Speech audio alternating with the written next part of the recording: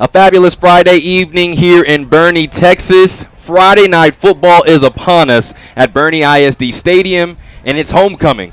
The Boerne Greyhounds taking on the Gregory-Portland Wildcats in game number 2 of 2021. James Hadnot here with you. Kerry Barbosa to my left. And Kerry, we had a flyover here. The fans are already in full effect. It's a great day for some football here for the Boerne Greyhounds. Yeah, we're excited to be playing, and they almost didn't have this game because they were supposed to play Sam Houston tonight, and as we're looking at the coin toss, it looks like Gregory-Portland's going to kick off and Greyhounds are going to receive. But Sam Houston canceled on them, so I was talking to Coach Hendricks during the week, and he said, I gave us a 20% chance to play once Sam Houston canceled. And so they had to go, and they found this game on Tuesday. So they found, and so they watched film on Wednesday.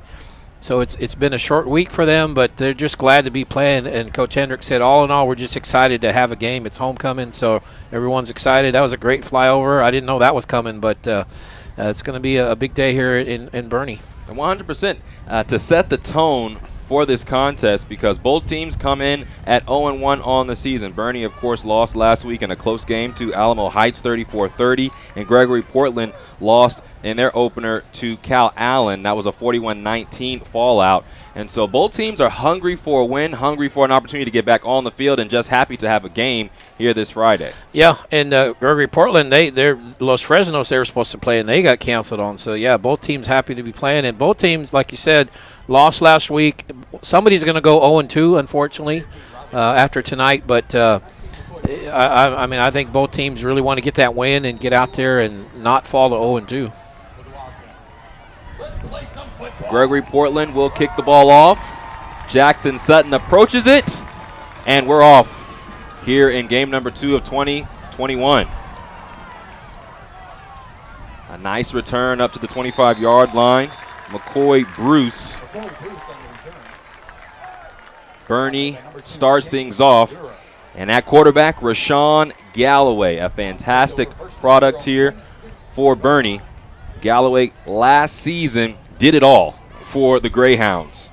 More than 2,700 yards through the air, 30 touchdowns with just 6 interceptions, and was second on the team in rushing yards and led the team in rushing touchdowns. So an all-around package ready to get things going for the Greyhounds. Well, Galloway's got it. He plays football, he plays basketball, he plays baseball, and he's a baseball commit to Texas State.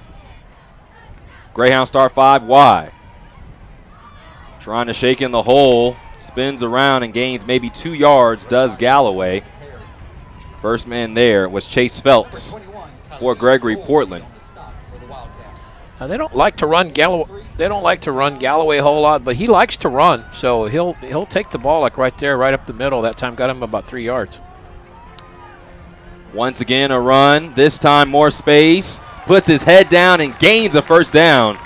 And stands up and points forward. Lets everyone know to the 39-yard line. Got him 10 on that one, and so 2 direct run plays with quarterback draws basically, and so they're seeing something. I'm sure they saw something in the film that some matchup they're trying to take advantage up there up front. Early movement for the Greyhounds this time.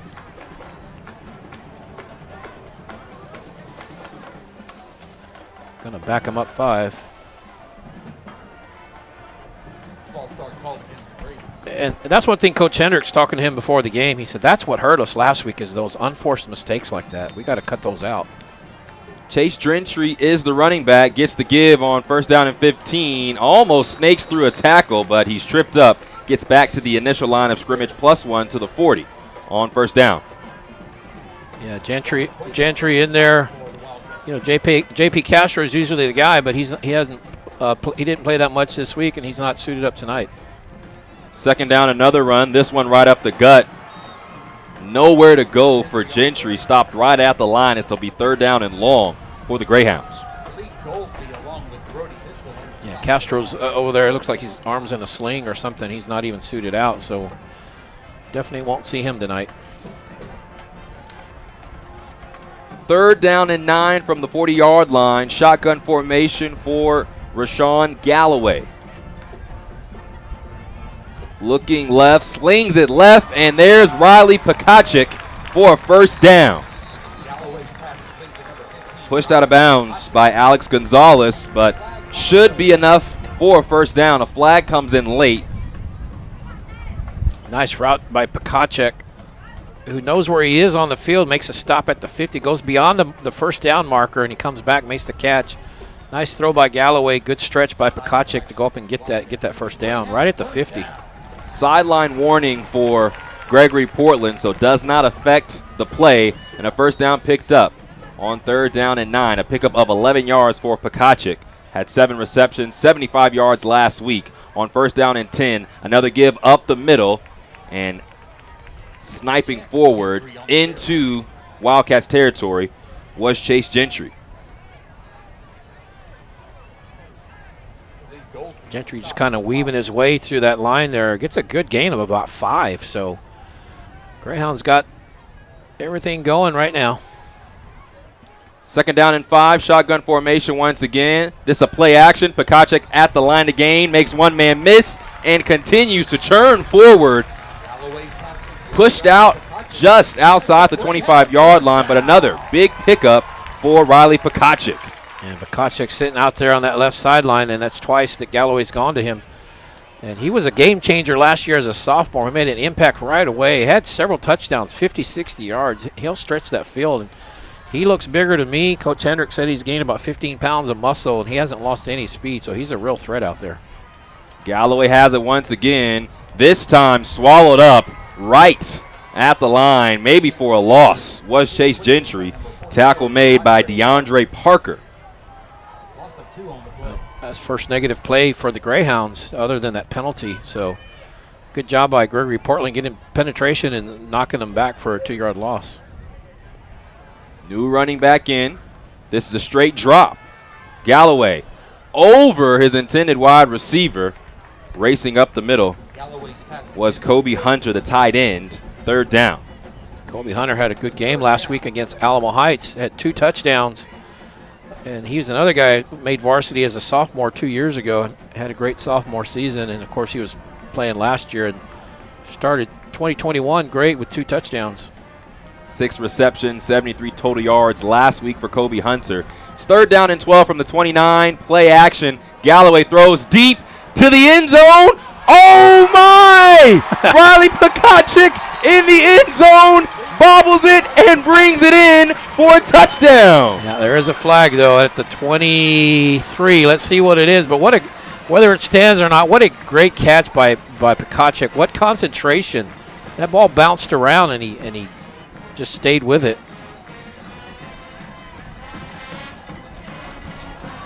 And it's coming back, and an eligible man downfield on 3rd down and 12. A tough penalty to take in, which also takes off the touchdown. Yeah, that may be the best catch on a non-play this year that the Greyhounds are going to see. I thought Pekacek might have got interfered with, but he did a great job of concentrating and seeing that ball all the way in. They'll get 3rd down back, though. Wipe down the touchdown. 3rd down and 17 from the 34-yard line in Gregory-Portland territory. First possession for Boerne. Design, roll to the right, throw back to the left, wide open. Hunter makes one man miss. 20, 10, and in! So they take the touchdown away, and Boerne takes it back. A touchdown from 34 yards out, and Kobe Hunter has another this season. How about that as an answer? Nice misdirection there. They look right. They get the defense thinking that play's going that way. Galloway throws left. Kobe Hunter gets a nice block out there, takes it in, and what a way to answer after that penalty. Back-to-back touchdowns basically for the Greyhounds. Justin Moore to kick the extra point. Snap is back, hold is down, kick is up, and it is good. 7-0. Boerne leads the Gregory-Portland Wildcats here on homecoming on the GSN.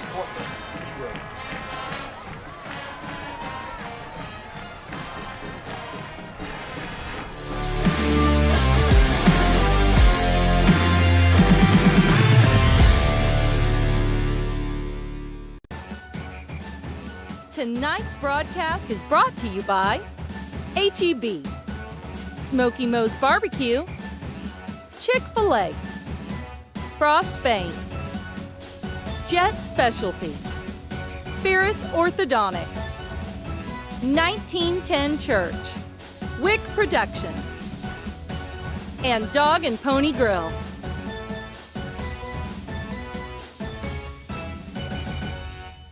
This game is going into overtime. At the Dog and Pony, we are calling it OT at the Pony, and we're open until 11 p.m. after Friday night home games. Head over to dogandponygrill.com if you'd like to order before you leave the stadium, and we'll have a Greyhound or Charger burger waiting for you.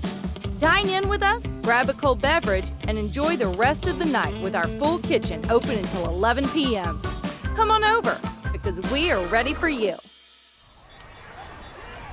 Ball has fallen off the tee, so Justin Moore will reset it. 8:53 to play here in the first quarter, and Boerne leads Gregory-Portland 7-0 after the 37-yard touchdown pass from Rashawn Galloway to Kobe Hunter. 4 touchdown passes on the season now for Rashawn Galloway after having 3 last week versus Alamo Heights. Yeah, and 3 to Hunter. 3 of those have gone to Kobe Hunter, so he's having a breakout season so far. Ball is away. It's a short kick. Wrangled in, and on his way is Chase Feltz. And just as he got started, he was going backwards. Raucous tackle by Tate Kraft. Yeah, not a deep kick like you said, but the coverage is so good on that. And that was an area that, talking to Coach Hendricks, that they wanted to shore up as they make the nice tackle there. Is they gave up 2 touchdown returns last week against Alamo Heights, and that was really the difference of the game. They felt like they were the better team, but of course the only thing that matters is the scoreboard, and Alamo Heights won that one. On first down, Brandon Redden, the starting quarterback for Gregory-Portland, goes up the middle, and there's a scrum on the far side. Yep. Flags come in late.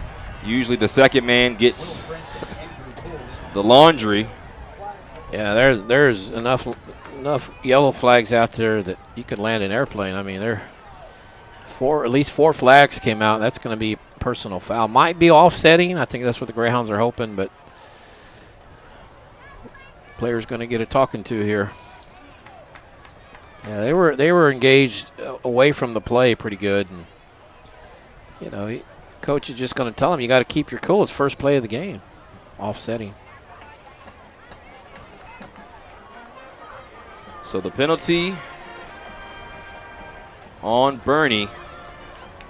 Brandon Redden went up the middle, was pretty much stopped at the line. And now it's time for our officials to mark things off. Officials on the day, referee is Jeff Spence, umpire Art Phillips, headline judge Tibby Carroll, line judge Eddie Elizade, back judge Charles Marquardt, field judge Tim McCoy, and side judge Greg Woodard. First down and 10, outside the 40-yard line at the 37 for Gregory-Portland. Rocking these crisp white jerseys with red trim. Play action, throw to the right side. Wide open is going down the sidelines. Ross DeBose. DeBose pushed out of bounds in the red zone. A flag comes in early, and the potential is there for this to come back. Yeah, actually 2 flags. One at about the 34, and then there's another at midfield, which I think was the second violation. So, and everybody's walking back. So it looked like it's going to be on the Wildcats. Let's see what they call if the Greyhounds have a choice of which penalty they want to take.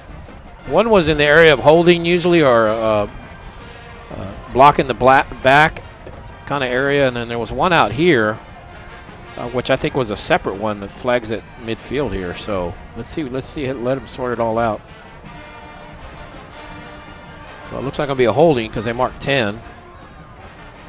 So after Gregory-Portland got the yards on the unsportsmanlike conduct, they've had to move back on this holding penalty. So now it's first down and very long from outside the 30. Ball placed at the 27. First down and 20 for the Wildcats, coming in at 0-1 on the season. Lost last week to Cal Allen, 41-19. Bright spots from that contest. Dalvin Batts, 17 rushes for 71 yards and 1 touchdown. Everyone's waiting just to get things going right now. Yeah, and DeBose, who would have had the touchdown, but he had a touchdown last week against Cal, and both teams, like we said, are 0-1, lost their openers, but there's the hold. They decline it, so they take the push. So there was 2 of them. Now, why is the ball going forward? They haven't marked it off yet. I guess going back to the line of scrimmage. I'm not sure what's going on here. We'll let Here we go. Now they're going to mark it Art off. Phillips, the umpire, sort things out. But both teams felt like they had chances to win last week. Cal Allen was only up 8 on Gregory-Portland at halftime, and Boerne High had a lead in the fourth quarter against Alamo Heights, and so both felt like they had chances to win and just not able to finish. And so, they want to try to finish it this week and get that first W of the year. So Gregory-Portland starts back at the 22-yard line. It's first down and 25. Officially after everything's been marked off. Brandon Redden, starting quarterback, went 9 for 21 last week, 2 touchdowns, takes the snap, throws this to the right side, caught by David Carl. Carl on the bubble screen is run into by 4 to 5 purple jerseys. Maybe 2 yards picked up on first down. Carl's a big target for the Wildcats, and he had a good game last week. 5 catches for 96 and a touchdown, and the coaches were kind of concerned about him. He's just that big target. When they get near the goal line, they'll throw that fade route to him quite a bit. Ross DeBose, the wide receiver, is in at running back to the right. This one is a play action to DeBose on a slip screen. DeBose sneaking past and then stopped once again. Nice tackle made by Cole Gentry to stop a potentially longer gain. Third down and very long. Yeah, now they're basically back to the original line of scrimmage now. It's going to be about 3rd and 9 or so. So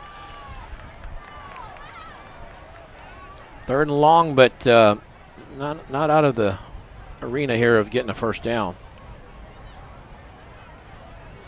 Gregory-Portland sends 3 wide. 1 to this left side, that big wide receiver, David Carl. Redden on a zone roll to the right, throws off the left side, and it's intercepted through the hands of his first target and into the hands of the Greyhounds. Looks like McCoy Bruce, I believe, number 19, had that interception. And McCoy Bruce, only a sophomore, and I know his mother, Courtney's a Greyhound state champion runner, track runner, and he got moved up. When the season started, McCoy was not on varsity, but he got moved up, and really you can't put that one on Redden because the receiver had it, went through his hands, and it was just kind of the tip drill, and McCoy Bruce in the right place at the right time. So after scoring on their first possession, Boerne has another crack at it after forcing the turnover. Ball starts at the 43-yard line. Galloway, hands off, up the middle, and speeding forward just outside the 50-yard line to the 48 was Chase Gentry. Gentry has found some good holes in that offensive line up front from left tackle to right tackle. Riley Markell, Cole Embry, Jacob McLaughlin, Riley Pfeiffer, and Sam Waters all have been opening up spaces for both Gentry, Galloway, and Adrian Cuervo.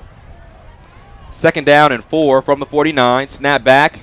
Another hand to Gentry. Rolls off to the left side off left guard. And this time, a white avalanche of jerseys stop him before that first down marker. Yeah, and Greyhounds seem content to just run between the tackles right now. All their runs have been between tackle and tackle, up the middle basically.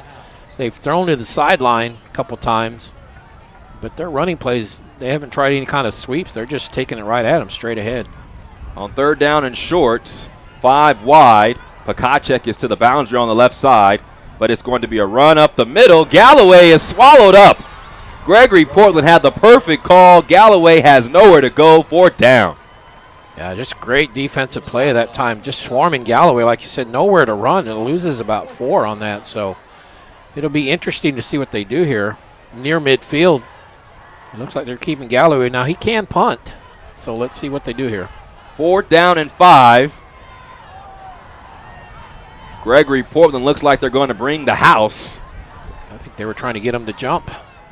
Now Galloway takes a step back, potentially could punt. Steps up, takes a quick punt, and a spiraling ball will drop and take a Boerne bounce to the 27-yard line.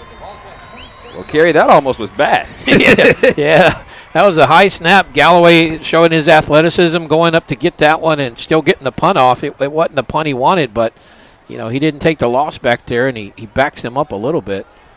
And that's the benefit of having an athlete like Galloway like that. He can do so many things, and he can punt for you as well. And, you know, when he's the quarterback, they can't have a man back because they have to worry about if he's going to run or throw it. So that's why he quick kicks it like that. Ball back in the hands of the Wildcats. And trudging forward is Dalvin Batts. Just about 9 yards picked up on first down. Wildcats move quickly. Trips to this left side, tight end on the right side of the line. Redden will keep it himself and has a lot of green grass. Blocked up well around the bend left. Goes down at the 47, but a 9-yard pickup for Redden on second down. And Houston Hendricks coming over and making the tackle, but not before gets a first down. Good gain of about 12. And the hurry up, a little bit too much for Gregory-Portland. False start upcoming as the entire line was moving forward before the ball was even snapped. Well, and that's something we didn't see that last drive. They weren't particularly in a hurry. Maybe they see something defensively about the Greyhounds, and maybe they're taking a long time to get into their assignment. So maybe they're trying to catch them off guard and do a little bit of hurry up. First down and 15. Brandon Redden, starting quarterback, orchestrating the offense. David Carl once again by himself on this left side. It's a handoff to Batts. Runs over one man. Gains yards back to the line of scrimmage, plus more to the 50. Wrapped up in the middle of the field by Houston Hendricks. Just a straight up run up the middle right there, and got a good gain. Makes it a very manageable, because it was first and 15 now, so it's second and 7, so a good gain of 8 yards that time. Head coach Brent Davis instituting the spread offense, and Brendan Eden rolls off to this left side, tackled once again after a nice gain. Stop made by Gabriel Juarez, but after being first down and 15, a couple chunks, and it's third down and short. Third and 3, and they might be in 4-down territory since they're in the Greyhound part of the field. But talking about Coach Davis, you know, first year here coming from San Angelo and just trying to get everything established. So, you know, it's going to take them a while to get comfortable. On third down, the hand is to Batts. Snakes by one tackle, trying to get to the boundary, and just stopped short. Number 33, Sam Kennel, on the stop for the Hounds.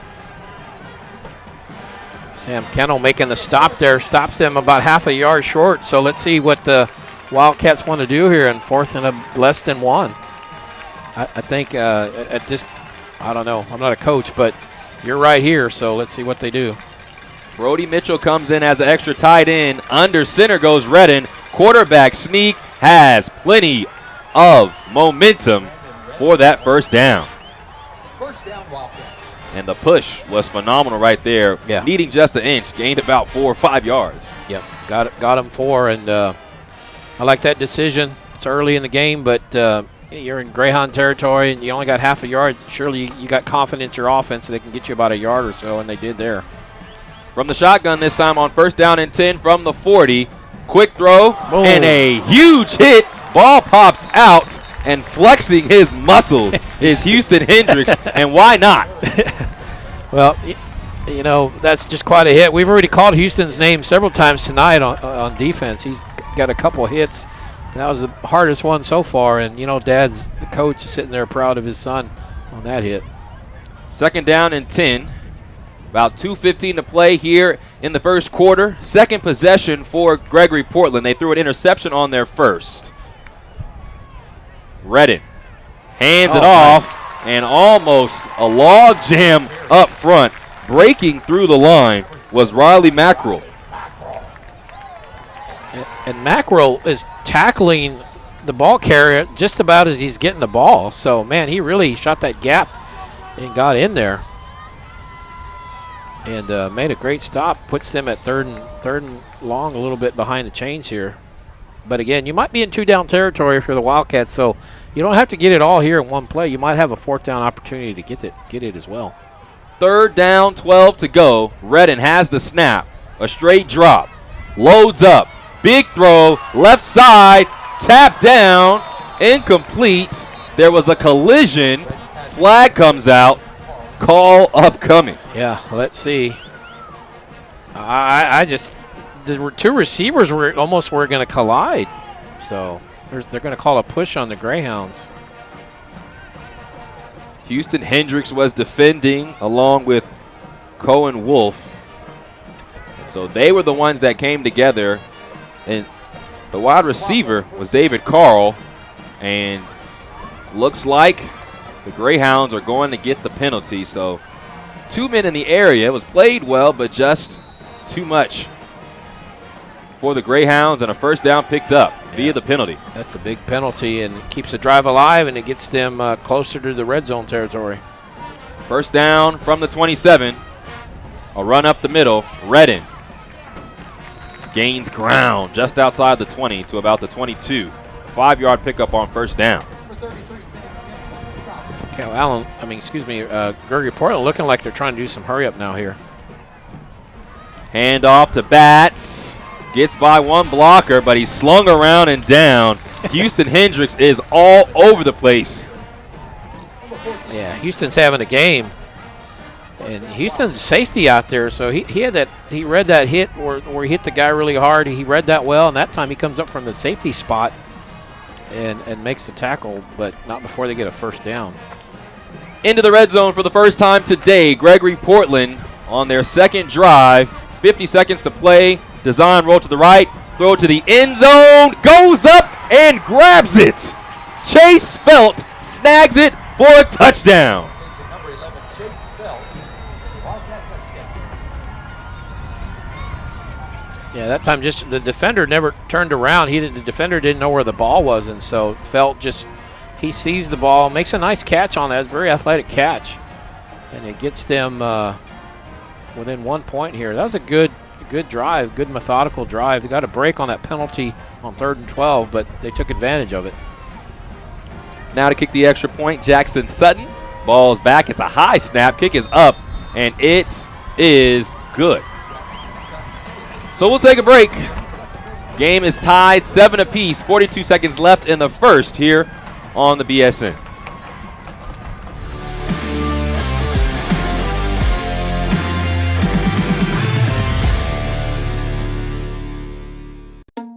Hi, I'm Scott, and I love Chick-fil-A nuggets because the flavor is unparalleled.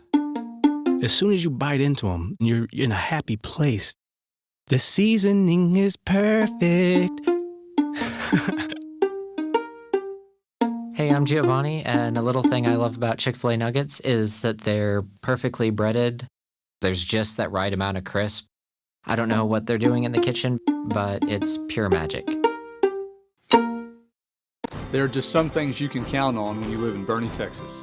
Good people, great families, and amazing schools. I'm Tyler Ferris. And I'm Megan Hembry, and for over 10 years, we've taken great pride in transforming your smiles.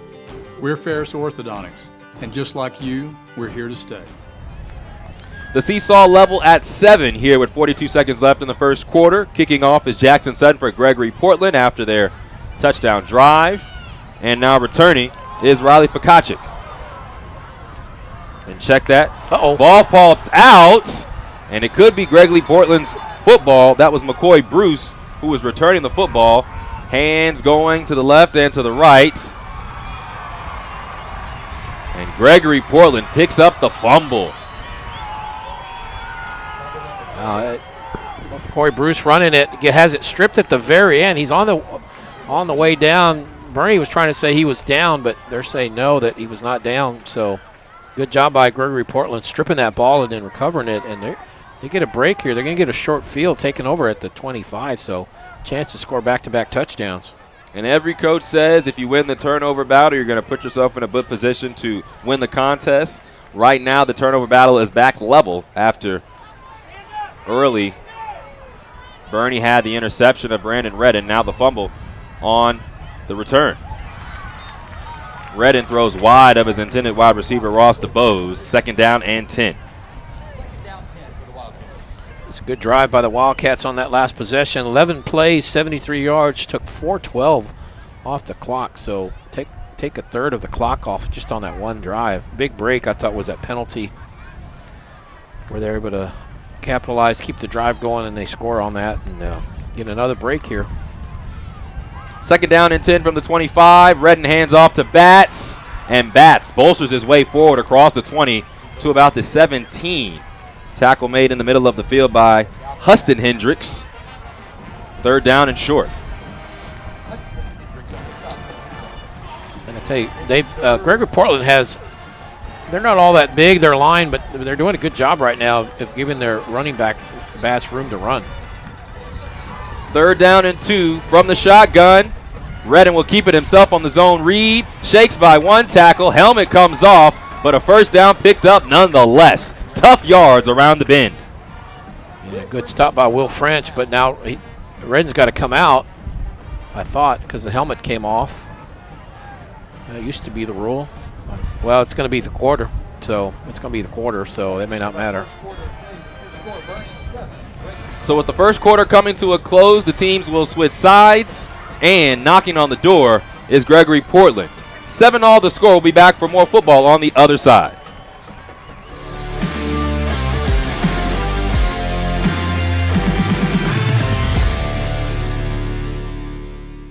Ladies, that is how you execute the run-pass option.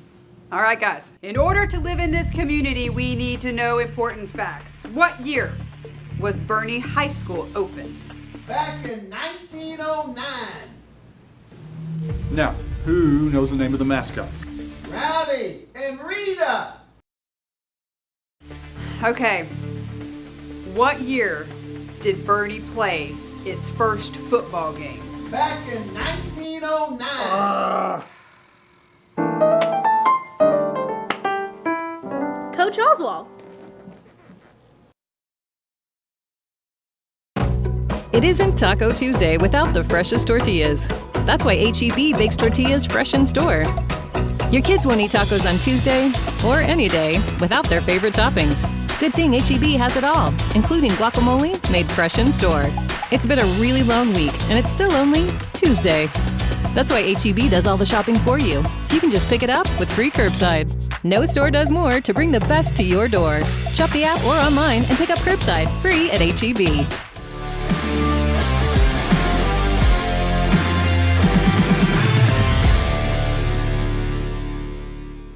We are 1910 Church. The NTC. We're on a mission. A mission that fuels everything we do.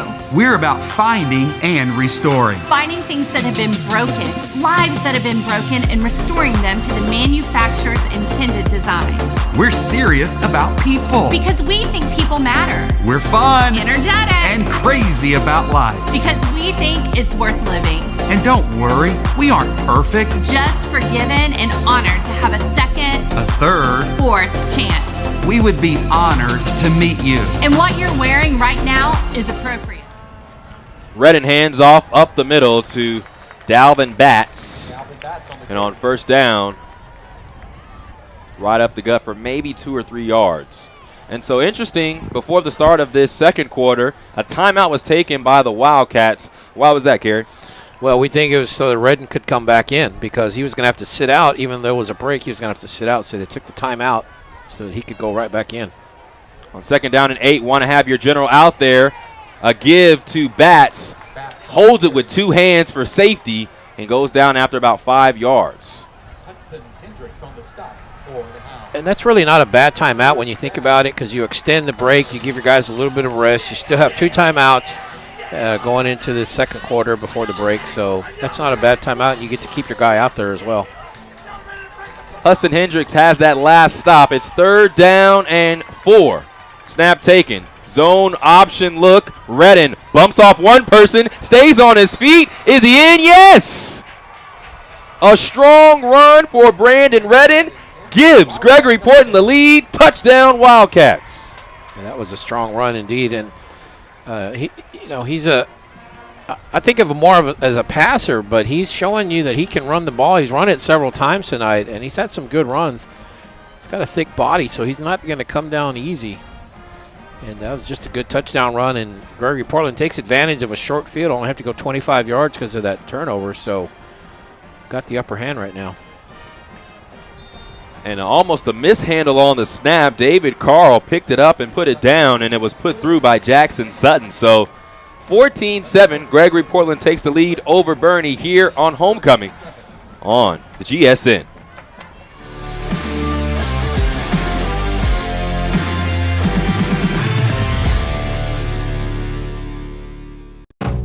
It isn't Taco Tuesday without the freshest tortillas. That's why H-E-B bakes tortillas fresh in store. Your kids won't eat tacos on Tuesday or any day without their favorite toppings. Good thing H-E-B has it all, including guacamole made fresh in store. It's been a really long week, and it's still only Tuesday. That's why H-E-B does all the shopping for you, so you can just pick it up with free curbside. No store does more to bring the best to your door. Shop the app or online and pick up curbside free at H-E-B. Better service, faster results. Let Toyota Boerne be your next pick for service. We're family owned and operated. And with express maintenance at our state-of-the-art service center, you'll be in and out in a flash. Right now, get 50% off your next oil change and complimentary loaner cars. Ball is in the air. McCoy Bruce looks to pick things up. Has it. 15. 30.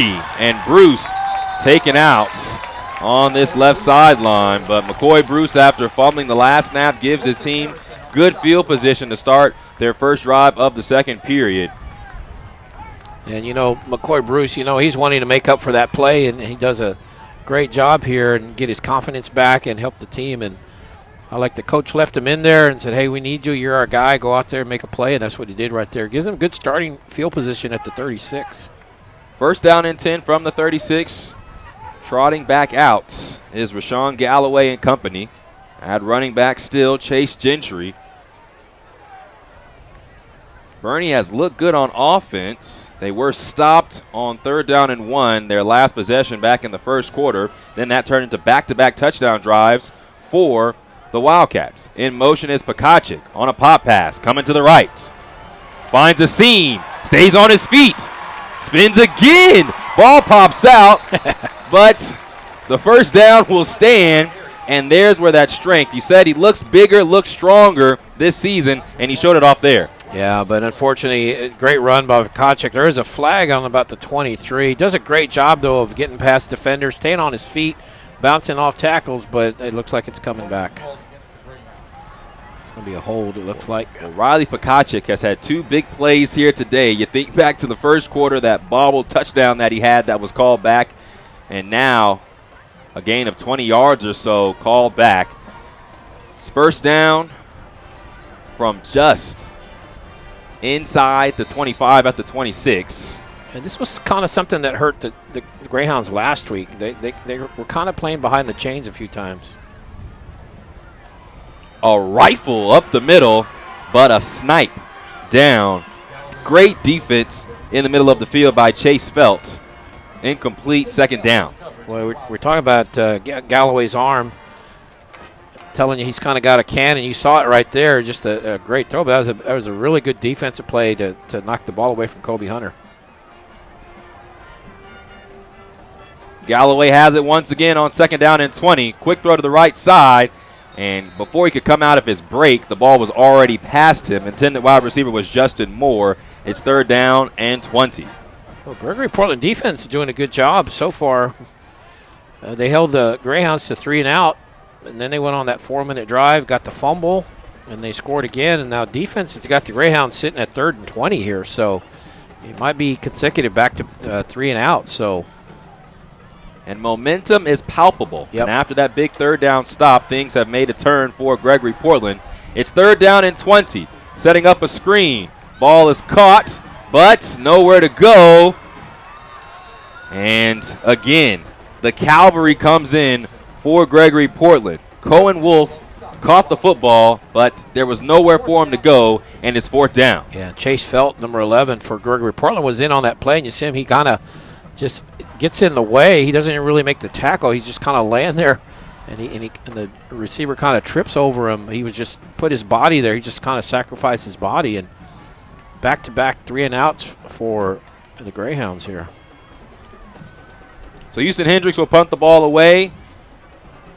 A high spiraling kick. Ross DeBose has it. Slips, and his knee touches the turf, so he's down at the 35-yard line.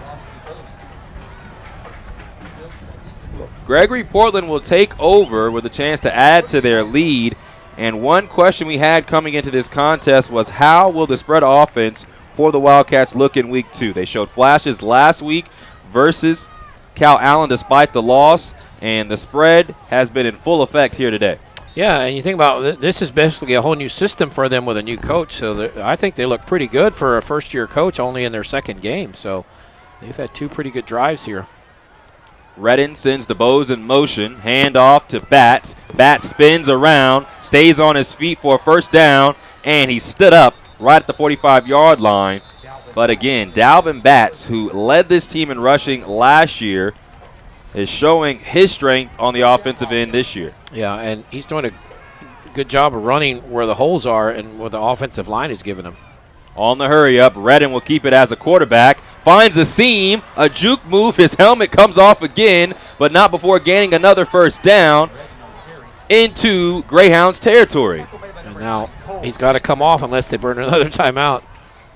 And just a great run up the middle. And right now, on that line in the trenches, Gregory-Portland Wildcats winning that battle.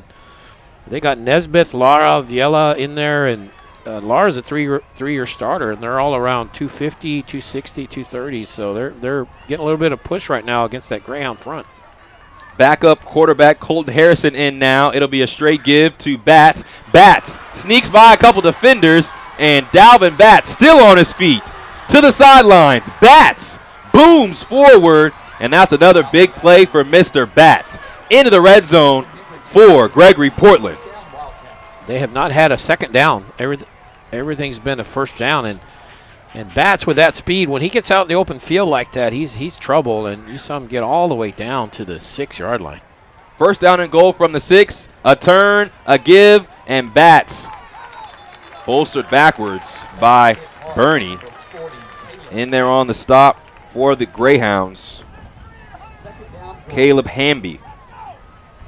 Yep, good job that time. Pushed them back a little. Well, they didn't lose a yard, but they didn't gain anything, so no gain on that one. Good job by that Greyhound defense. And after hurrying up for a lot of this drive and getting the play in quickly, now in the red zone, 2nd down and 6, taking their time. The quarterback, Redden, rushes in for his 2nd rushing touchdown of the day. Redden is deceptively a good runner. He doesn't look all that fast, but he knows where the holes are. He's got good footwork, and he can get in the end zone. He's done that twice tonight. And those have not been short runs. That was a 6-yarder, and then he had a 7-yarder, so he's kind of having to weave his way, but he finds a way to get in there. Nose for the goal line. Snap is back, another tough hold, but it's put down and put through for the Wildcats. 21-7. The Wildcats winning the battle right now versus Boerne. We'll take another break on the GSN.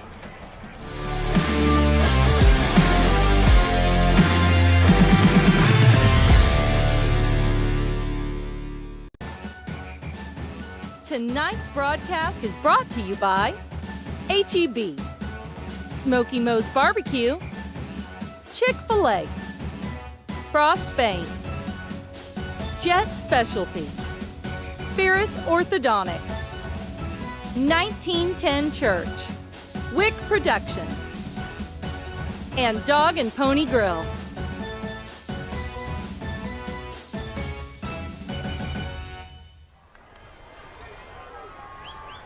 Three straight touchdown drives by Gregory-Portland put them ahead of Boerne, 21-7. About a fourth of the way gone here in the second quarter. James Hadnot here with you. Kerry Barbosa with me. And Jackson Sutton boots the ball away. McCoy Bruce lets it bounce. Picks it up. Has space to the left. Now to the 30-yard line. Upended. And that was actually Riley Pekacik. So both McCoy Bruce and Pekacik share kickoff duties, and Pekacik had that one. Another good gain just outside the 40-yard line. First down and 10 from the 36. Yeah, and one's 1.5 and one's 1.9. Sometimes it's hard to tell them apart because they're moving so fast out there, and it's a great return by Riley that time. But Greyhound's got to get something going. 3 and out their last 2 possessions, so they need at least get a first down to sustain a drive. Keep that defense off the field for them. Let them get some rest. Rashawn Galloway claps his hands. Will keep it this time. And in the backfield, early penetration by James Durham. So Rashawn Galloway and company on their first possession made it look easy. Went down the field, scored a touchdown. And that was a 37-yard touchdown pass to Kobe Hunter. But since then, it's been a struggle. Gregory-Portland has picked up the defense. It's now second down and 10 from the 36-yard line. Galloway, hands off. Gentry loses one tackle at his toes and then is tripped up near the 45-yard line. And that's going to get them close. It's going to be short. It's going to be about 3rd and 2, 3rd and 3. They really need a first down here to just kind of get some momentum back and kind of get their confidence right now. Gregory-Portland with all the momentum. 3 straight scores. It's kind of got them back on their heels a little bit, kind of stunned. Adrian Cuervo in at running back. Rashawn Galloway spins at the line, runs over a man to gain the first down. And that should give some juice to that Boerne sideline and Boerne offense. Yeah, I think Rashawn really knew how important it was to get that first down just because they needed something just to get the crowd going, just to keep the offense on the field. And he was not going to be denied. Lowered that shoulder and got that first down. 5'11", 220, land the boom over Alex Gonzalez. It's first down and 10 from the 49. Straight drop, plenty of time. Looked like he was going to load up. Now points forward. This time Galloway will sling it sidearm to stay alive. Second down and 10. He had 3 guys chasing him. No receiver in the area, but he threw it past he was out of the pocket, threw it past the markers. So good job. That was his only play right there. I think he had an alley at one point, but he decided not. He was just going to wait because he did have time. But that pocket collapsed pretty quick, and he just had to escape and did a nice job just throwing it away. 5 men come. It's a handoff to Chase Gentry. He's bear hugged by the interior lineman, Corey Sullivan. Gentry still chugs his feet forward into Wildcat territory, stopped at the 48. Yep. Boerne's done a lot of running right there, Gentry up the middle. They've done a lot of their running up the middle, but they're still facing third and long here, 3rd and 7. 7 men around the line. Rashawn Galloway with a quick throw to Riley Pekacik, who spins away from a tackle. Ball pops out again. That's the second time that's happened. But this time, just like last time, it trickles out of bounds before anything can happen, and it's a first down for Boerne. Well, I tell you, Gregory-Portland has done a great job of trying to strip the ball. That's twice, but Pekacik's neither have been a fumble. They've been out of bounds, but then also on the kickoff. So they're stripping, actively trying to strip that ball. They've got a misalignment here on defense. I think they're going to burn a timeout. The second timeout for Coach Brent Davis. 1 remaining for the last 5:44 here in the first half. But Boerne booming right now on this drive. We'll take a break on GSN.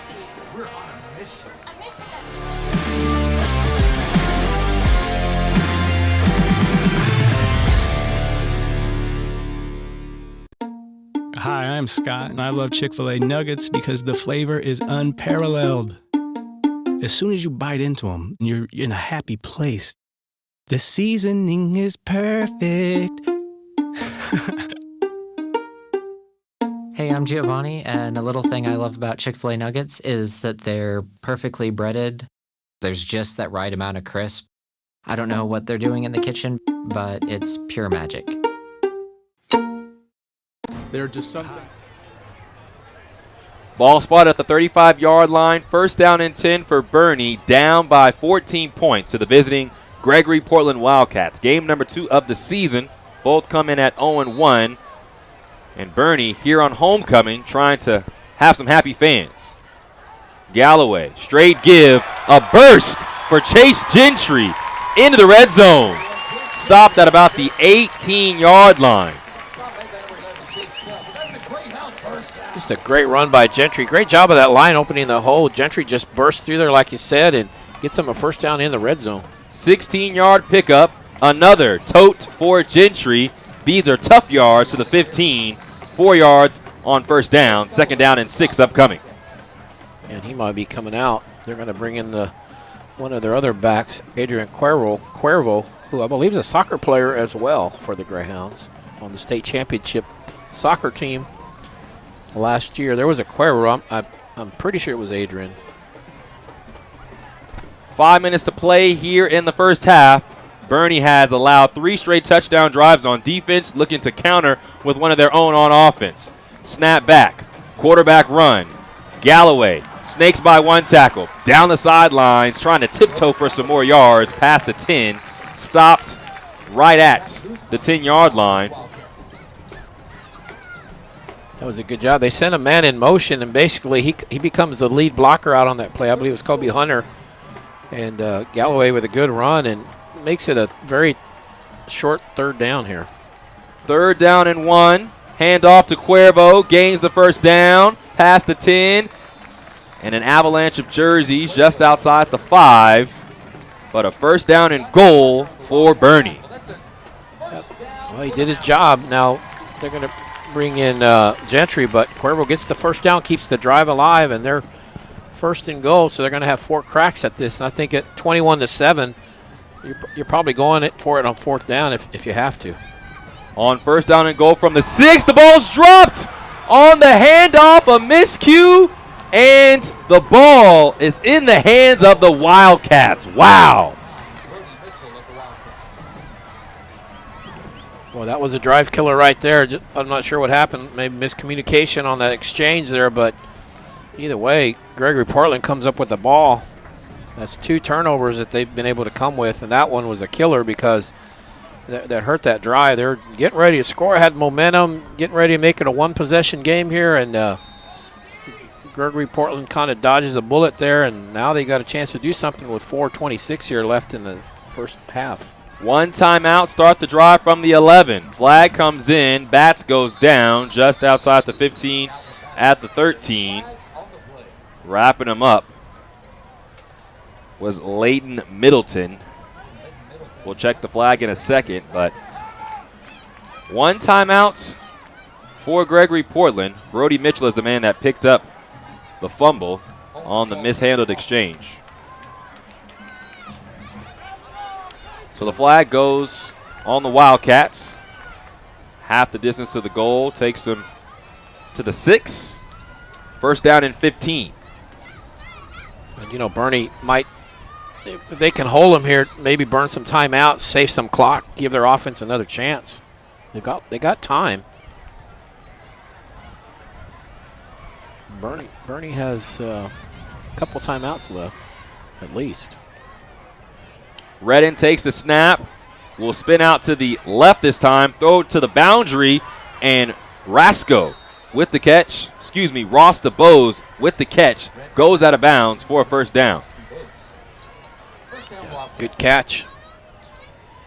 As momentum was taking him out of bounds, I think he was trying to stay in bounds just to keep that clock going. But either way, they get the 1st down. They get out from deep on their own end, so it gives them a little bit of breathing room right there. 16-yard pickup on 1st down and 15. This is a play action back to DeBose to the short side. DeBose is strung out to the left. Nowhere for him to go. In there for Boerne was Will French. Yeah, they had a couple guys surrounding him that time for DeBose. Nowhere to go, like you said. Lucky to get 1. But the main thing is for them, he stayed in bounds. He's keeping that clock going. Clock churns under 4 minutes, 21-7. Gregory-Portland leads. They have 3 straight scoring drives. The shotgun snap rolls. This is a throw. Carl goes up, comes down in possession of the football. Stopped at the 42-yard line. A 19-yard pitch and catch. Well, we know Carl. He's just big with that body, and that they were worried about his height because they just basically just threw the ball up in the air, and he just went up and got it over the defenders. Had two on him, but still makes the catch. From the shotgun, Redden will keep it himself up the gut, and he lays the boom, gains yards across the 45 to the 48. You mentioned earlier he's a big, decisive runner, and he shows it right there. Yeah, he lowered that shoulder kind of like Galloway did. He's not afraid of the contact either, obviously. In the hurry-up, Redden awaits the snap, has it. On the option look, will reverse field, goes nowhere, then gains yards to the 50. Flag comes in from behind, potentially on Gregory-Portland. Clock will stop for the time being. Yeah, that one came out right where the play is.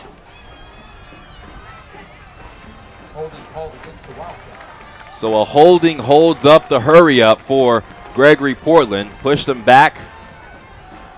And the Wildcats, who have looked great on offense after that initial interception on their first drive, everything's been pretty much seamless. They've been able to do whatever they want, whether it's run the ball, throwing the ball, running the option, running Brandon Redden, and they've looked like a well-oiled machine here in game number 2 of this new system.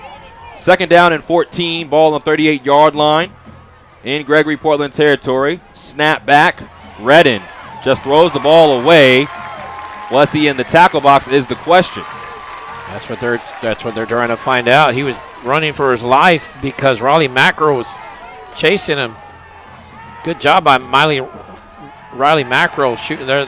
Right there, they just threw the flag, so they had to look at it. They're going to say it's going to be grounding. He just threw it away. But Macro, that was Macro's, because of Macro chasing him. He had nowhere to go, and that's a tough penalty right there for them. But great job by Macro making that play. And that's one thing we hadn't seen when Redden has gone back to pass. He hasn't really been pressured tonight, and he's been able to set his feet and make some nice throws. But it's hard for any quarterback at any level to make quality throws all game when you're running for your life. And so that was a good job there to kind of get him out of the pocket and chase him and make him throw on the run. And that time he threw it into the ground as a penalty that time.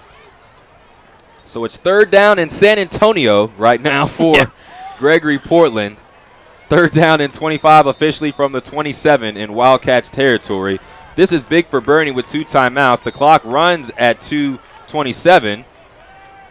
And Gregory-Portland now will take their time. Somebody's going to. Officials timeout, which stops the clock. See, and where that hurts Gregory-Portland quite a bit is that on a penalty you usually get the down back, but on a penalty like that you don't get the down back, so you lose the down on intentional grounding. So yeah, this is a big play here. Greyhounds can get a stop, force them to punt. They're going to have a chance with 2 minutes to try to do something. 3rd down and 25. Snap back to Redden on a delay. Bats bumps off one tackle, stopped well short at the 35-yard line. 8 yards picked up. And we'll see if Boerne calls a timeout to stop the clock. Yeah, Hudson Hendricks with the stop. And Boerne was going to give them everything they wanted underneath. They weren't going to give them anything deep.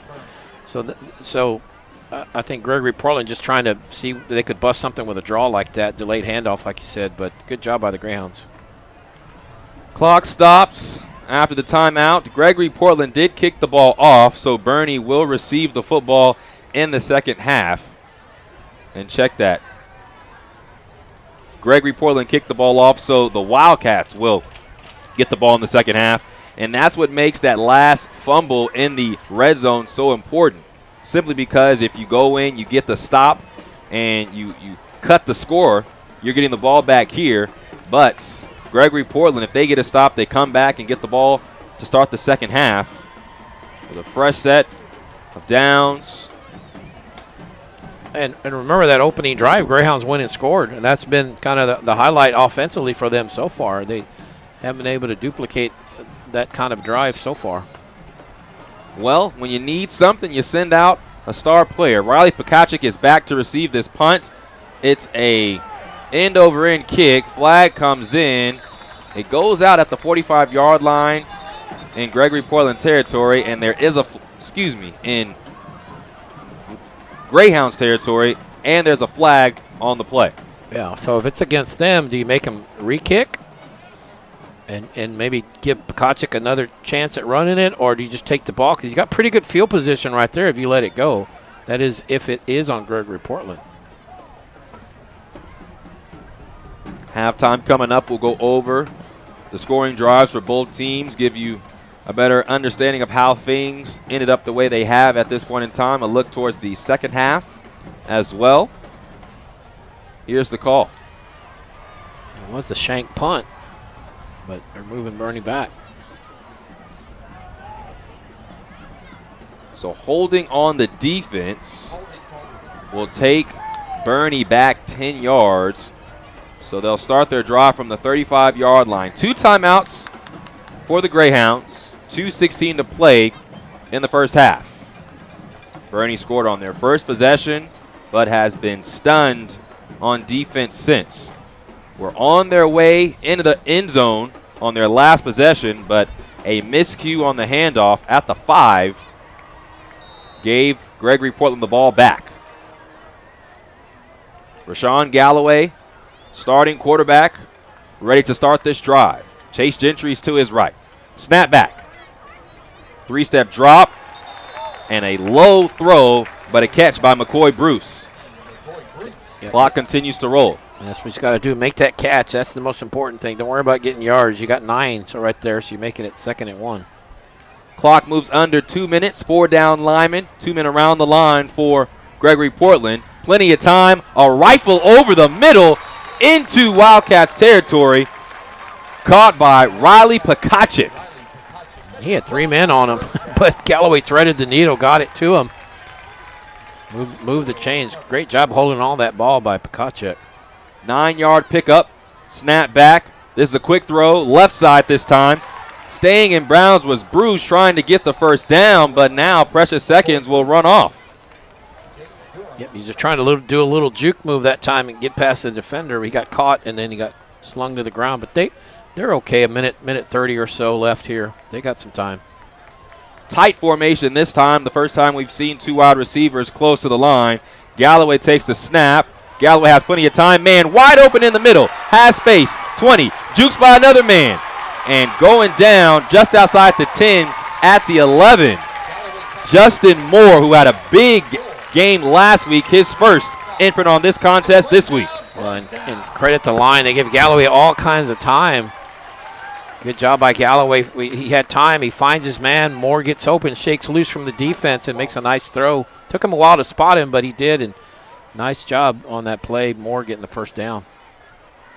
7 receptions for 40 yards last week for Justin Moore, and Moore was one of those players who was going to have to step up this season after some seniors graduated last year with this Boerne Greyhounds offense.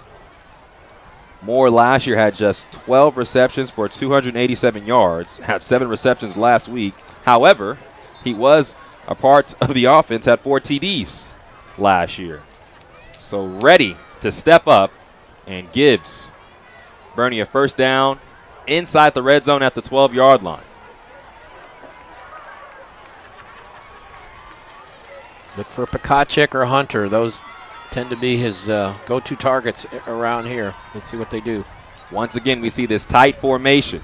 Galloway takes the snap. Quick throw to Gentry. Catches it after bobbling it and is pushed out of bounds just at the 5. Tackle made by Michael Soto. And good job by Gentry getting out of bounds, knowing where he is, and he gets out of bounds, pushes forward, but he saves the clock, minute 6 here. Galloway barks out, has the snap. Quick throw to the end zone, incomplete. Broken up by James Durham. Looking for McCoy Bruce, only a sophomore, but then wasn't even on the varsity when the season started. He got moved up because of everything he's been showing the coaches in August, and so moved up to varsity. 3rd down and 4. A first down can be picked up, which would stop the clock. Galloway takes the snap. A design run. Finds space. Runs over 1 man. Runs over 2 more. Into the end zone. Galloway was not going to be denied. He got hit at about the 1 or the 2. Does a great job just kind of pushing through. using that strength to just kind of plow his way forward in the final yard or two and get that touchdown. And that's a big score because it makes it a one-possession game going into the halftime, basically. No timeouts for Gregory-Portland. They will have 57 seconds. Justin Moore to kick the extra point to make this a 7-point game. Snap is back, hold is down, kick is up, and it's through. A humongous drive here at this point of the game. And here's Galloway once again. Yep, that was just the design keeper. He was going to run that all the way, and he goes left, gets some room there, and like you said, just kind of shows that strength that he's got and pushes his way in, gets that touchdown. You're the Greyhounds. You got to feel a lot better about going in only down 7 versus going down 14 at halftime. So that's a huge touchdown. And you think about the one where they fumbled at the 6, it could be a tied ball game, but oh well. I mean, that you lost that one, but you get it back here, so it's a one possession game. That's not a bad spot to be in. You still got a whole half to play, so you're not in a bad spot right now. And the lights now bright here at Boerne ISD Stadium. It was 89 degrees at kickoff. About 71 degrees now. Much cooler here on homecoming for the Boerne Wildcats. We'll have the homecoming festivities at half, so tune in to that. Homecoming king and queen will be crowned. Always a great time here in the state of Texas. During homecoming, we have mums, big, huge flowers all around. Family and friends are here. And actually a good showing on the far sideline, too, from the Wildcats fans. Yep, that's a long drive from Gregory-Portland. It's about a 3-hour drive, at least. This one rolls up in the middle of the field and staying on his feet. Nice little gain by Blake Butters. Oh, flag comes out late. And a flag comes out late. And this actually could be important because with Butters getting to about the 50-yard line, if this is unsportsmanlike on Boerne, then that takes them into Greyhounds territory.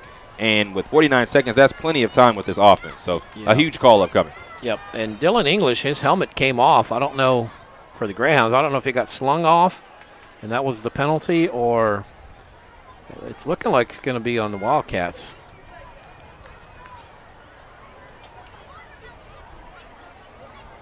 Personal foul. So with the unsportsmanlike conduct penalty going on the Wildcats, it now takes them back, and it makes it harder for them to score with just 49 seconds left and no timeout. So ball right now being spotted at the 36. Check that at the 34. But the Wildcats scored 3 straight times before that last touchdown by Boerne. So they've shown they could score, and they've shown they could throw the ball down the field. Yeah, that's a huge penalty because you get the ball at the 50. You know that you've got time at the 50 to even just try to get in field goal range. So that may change what they try to do here. Brandon Redden takes the snap, hands off to Dalvin Batts. Ball looked like it shook free initially, but Batts still secured it as he goes across the 35 to the 38. It looks like Gregory-Portland just going to be content going to halftime with a 7-point lead. Just run it up the middle, see if they can maybe, with Batts, maybe breaking one with that speed. But they have no timeouts, so not able to stop it. But they're not in a hurry. I think they're just going to be happy to go into the locker room with the lead. 20 seconds left. This could be the final play as the clock continues to turn towards 3-0. A handoff is not the play. Redden will keep it himself, and he puts the ball forward, and that should do it for the first half. So Boerne gets a score just on the back end of the first half, make it a one-score game, 21-14, going into halftime here on homecoming at Boerne ISD Stadium. And the Wildcats will get the ball to begin the second half. We'll be back for halftime on the GSN.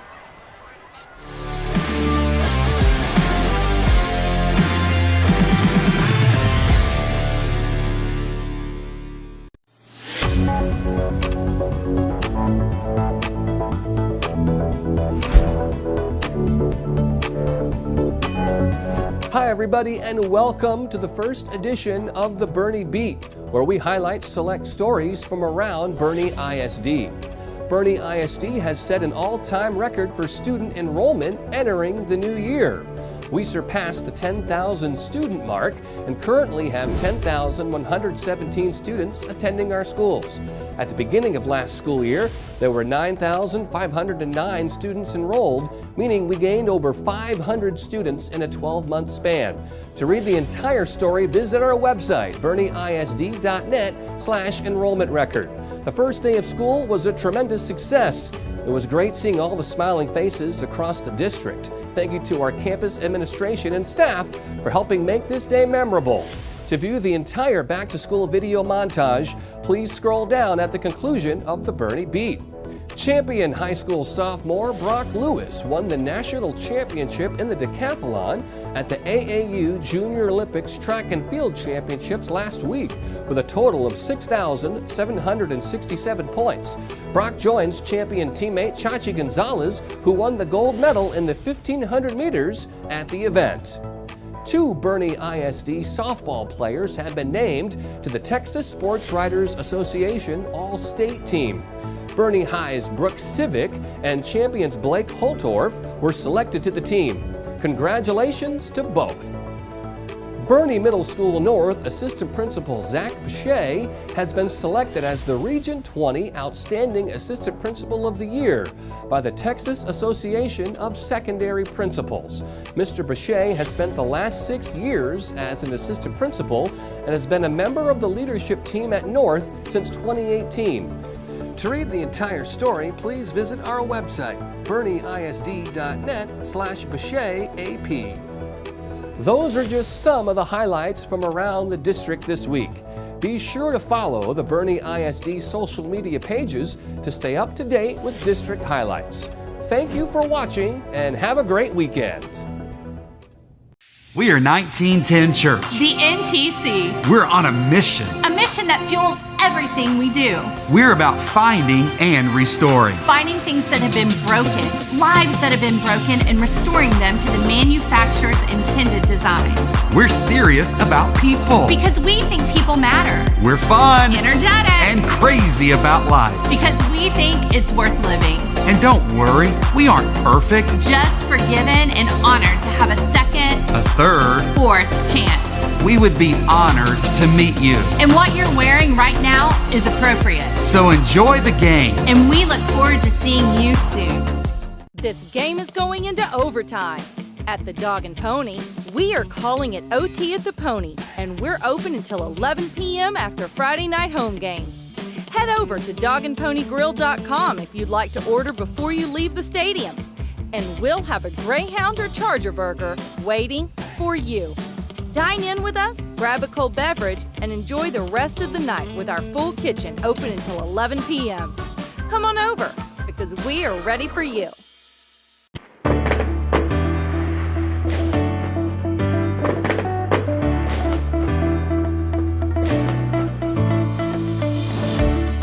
Hi everybody, we're here to surprise the 10,000th student in BISD. Let's go get them.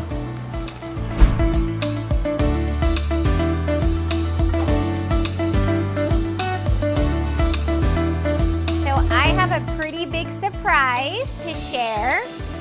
So as you know, our district's getting bigger, and here at Fair Oaks Ranch Elementary, our campus enrolled the 10,000th family last week. The DePablo family.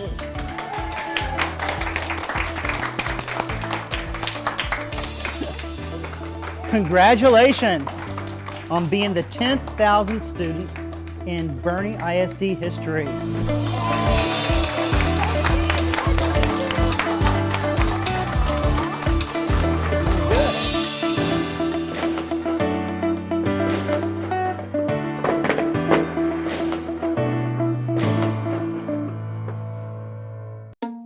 Hi, I'm Scott, and I love Chick-fil-A nuggets because the flavor is unparalleled. As soon as you bite into them, you're in a happy place. The seasoning is perfect. Hey, I'm Giovanni, and a little thing I love about Chick-fil-A nuggets is that they're perfectly breaded. There's just that right amount of crisp. I don't know what they're doing in the kitchen, but it's pure magic. Tonight's broadcast is brought to you by H-E-B, Smoky Moe's Barbecue, Chick-fil-A, Frost Bank, Jet Specialty, Ferris Orthodontics, 1910 Church, Wick Productions, and Dog and Pony Grill.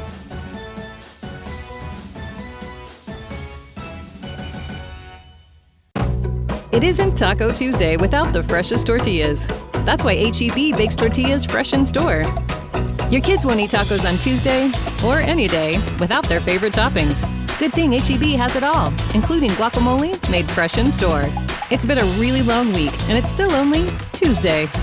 That's why H-E-B does all the shopping for you, so you can just pick it up with free curbside. No store does more to bring the best to your door.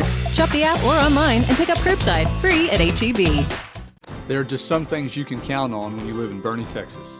Good people, great families, and amazing schools. I'm Tyler Ferris. And I'm Megan Hembry, and for over 10 years, we've taken great pride in transforming your smiles. We're Ferris Orthodontics, and just like you, we're here to stay.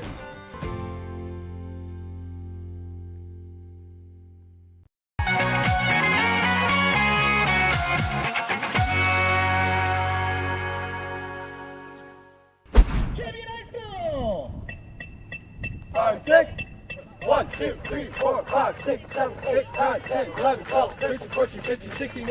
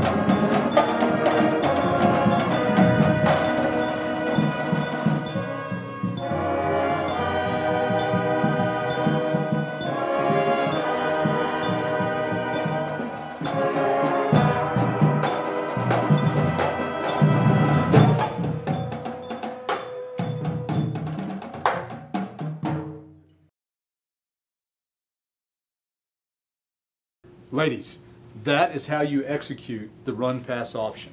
All right, guys. In order to live in this community, we need to know important facts. What year was Boerne High School opened? Back in 1909. Now, who knows the name of the mascots? Rowdy and Rita. Okay. What year did Boerne play its first football game? Back in 1909. Coach Oswald. Better service, faster results. Let Toyota Boerne be your next pick for service. We're family owned and operated. And with express maintenance at our state-of-the-art service center, you'll be in and out in a flash. Right now, get 50% off your next oil change and complimentary loaner cars and rentals. Plus, service from our Toyota certified technicians is a recipe for success. Don't wait. Experience Vic's Pick for yourself. If you want the job done right, schedule your next service at Toyota Boerne. Better service.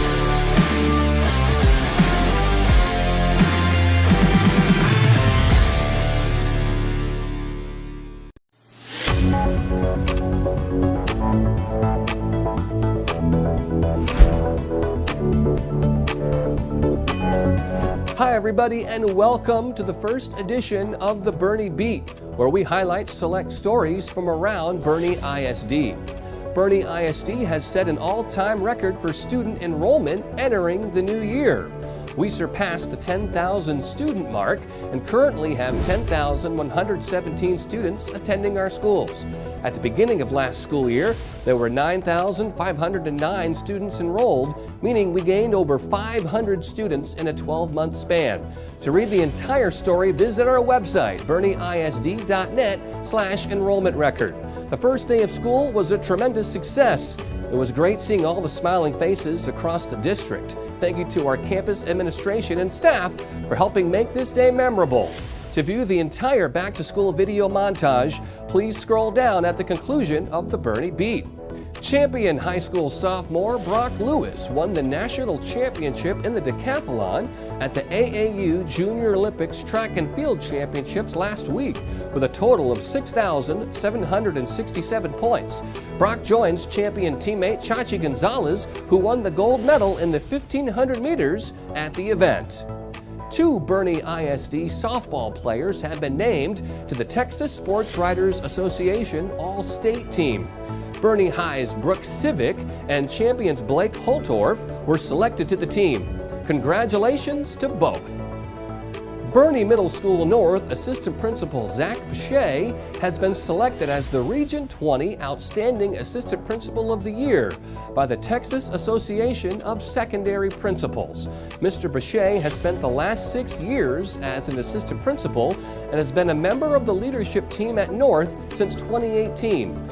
To read the entire story, please visit our website, bourneisd.net/BechetAP. Those are just some of the highlights from around the district this week. Be sure to follow the Boerne ISD social media pages to stay up to date with district highlights. Thank you for watching and have a great weekend. We are 1910 Church. The NTC. We're on a mission. A mission that fuels everything we do. We're about finding and restoring. Finding things that have been broken, lives that have been broken, and restoring them to the manufacturer's intended design. We're serious about people. Because we think people matter. We're fun. Energetic. And crazy about life. Because we think it's worth living. And don't worry, we aren't perfect. Just forgiven and honored to have a second, a third, fourth chance. We would be honored to meet you. And what you're wearing right now is appropriate. So enjoy the game. And we look forward to seeing you soon. This game is going into overtime. At the Dog and Pony, we are calling it OT at the Pony, and we're open until 11 p.m. after Friday night home games. Head over to dogandponygrill.com if you'd like to order before you leave the stadium. And we'll have a Greyhound or Charger burger waiting for you. Dine in with us, grab a cold beverage, and enjoy the rest of the night with our full kitchen open until 11 p.m. Come on over, because we are ready for you.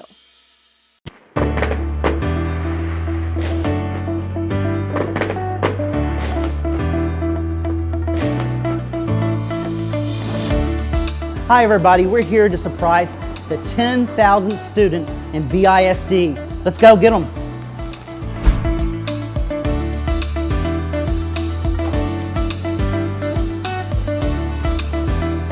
So I have a pretty big surprise to share. So as you know, our district's getting bigger, and here at Fair Oaks Ranch Elementary, our campus enrolled the 10,000th family last week. The DePablo family.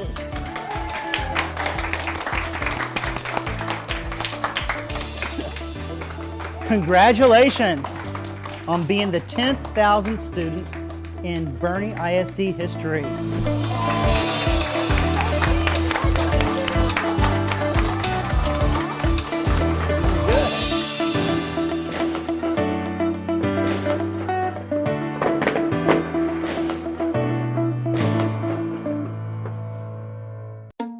Hi, I'm Scott, and I love Chick-fil-A nuggets because the flavor is unparalleled. As soon as you bite into them, you're in a happy place. The seasoning is perfect. Hey, I'm Giovanni, and a little thing I love about Chick-fil-A nuggets is that they're perfectly breaded. There's just that right amount of crisp. I don't know what they're doing in the kitchen, but it's pure magic. Tonight's broadcast is brought to you by H-E-B, Smoky Moe's Barbecue, Chick-fil-A, Frost Bank, Jet Specialty, Ferris Orthodontics, 1910 Church, Wick Productions, and Dog and Pony Grill.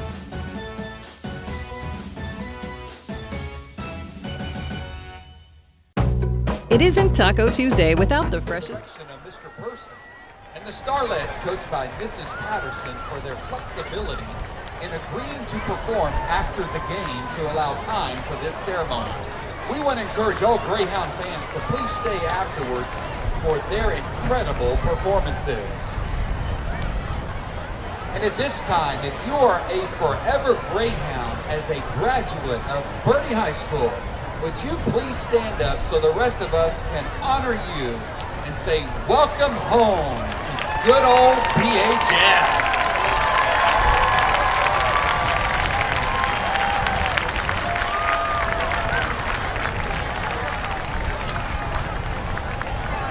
Without further ado, let's proceed with the introductions of the 2021 Boerne High School homecoming representatives and court members. The freshman pairing representing the class of 2025 is Sophia Harper and Hudson Hendricks. Sophia is the daughter of Heather and Travis Harper. Her quote is from star soccer player Carly Lloyd: "Don't let anybody work harder than you do." Hudson is the son of Lindsay and Shay Hendricks. He quotes Babe Ruth: "Don't let the fear of striking out keep you from swinging." Ladies and gentlemen, Sophia Harper and Hudson Hendricks. The sophomore pair representing the class of 2024 is Faith Stewart and McCoy Bruce. Faith is the daughter of Ashley and Harper Stewart. Her quote is from Ephesians chapter 2, which says, "For it is by grace you've been saved through faith, not from yourselves, but by God." McCoy is a son of Courtney and Chris Bruce, and his quote, "Life without God is like an unsharpened pencil. There's no point." Ladies and gentlemen, Faith Stewart and McCoy Bruce. The first junior pairing representing the class of 2023 is Gracie Calloway and Jacob McLaughlin. Gracie is the daughter of Elizabeth and Paige Calloway, and her quote, "Believe what you can, and you're halfway there." Jacob is the son of Lisa and Jason McLaughlin, and he likes this quote from Notorious B.I.G. "Mo money, no problems." Ladies and gentlemen, Gracie Calloway and Jacob McLaughlin. The second junior pairing is Lily Griffith and Riley Macro. Lily is the daughter of Melissa and David Griffith, and she quotes Dr. Seuss: "Today you are you. That is truer than truth. There is no one alive that is newer than you."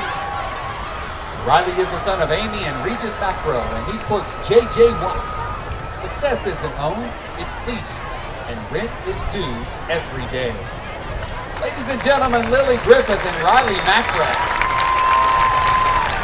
Our third junior pairing is Isabella Jimenez and Kale Blaylock.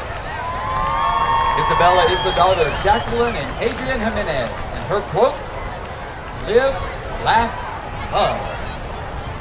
Kale is the son of Suzanne and Yancy Blaylock, and he quotes BHS head baseball coach Merrill: "Be a coffee bean." Ladies and gentlemen, Isabella Jimenez and Kale Blaylock.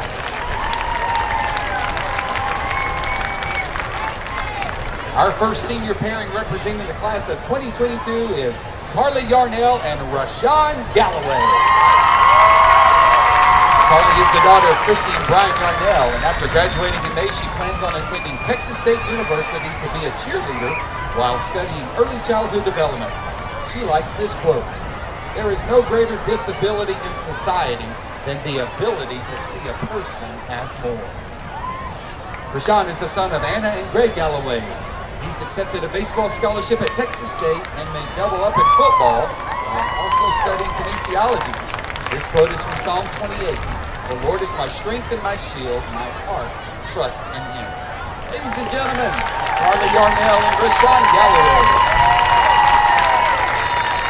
The second senior pairing is Carson Kurtz and Colby Brown. Carson is the daughter of Hershey and Stephen Kurtz. She plans to attend Texas A&M University to pursue a degree in agricultural development and leadership. She likes this passage from Romans chapter 13. "May the God of hope fill you with all joy and peace as you trust in him and overflow with hope." Colby is the son of Tracy and Mike Brown. He also targets Texas A&M as his college to study agribusiness. He likes Ferris Bueller's iconic observation. Life moves pretty fast. If you don't stop to look around every once in a while, you could miss it. Ladies and gentlemen, Carson Kurtz and Colby Brown. The third senior pairing is Brianna Valenzuela and Aaron Oviedo. Brittany's the daughter of Shannon Martinez and Jared Valencia. She wants to attend Texas Tech University to pursue a degree in the health field. She likes this quote, "Wherever you go, go with all your heart." Aaron is the son of Susan and Ted Oviedo. Texas State is his preferred choice for post-secondary education to study sports medicine. He shares this quote, "Work hard in silence, and let your success be your voice." Ladies and gentlemen, Brianna Valencia and Aaron Oviedo.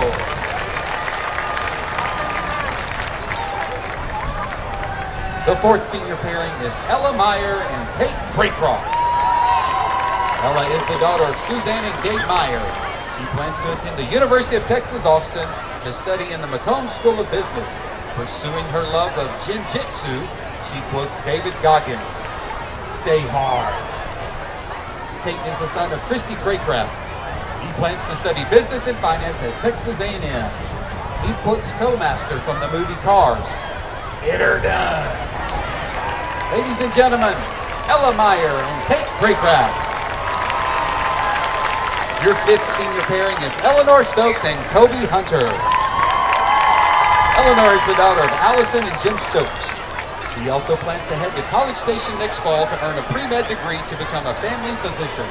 Her quote is from Colossians 1:17. "God is before all things, and in him all things hold together."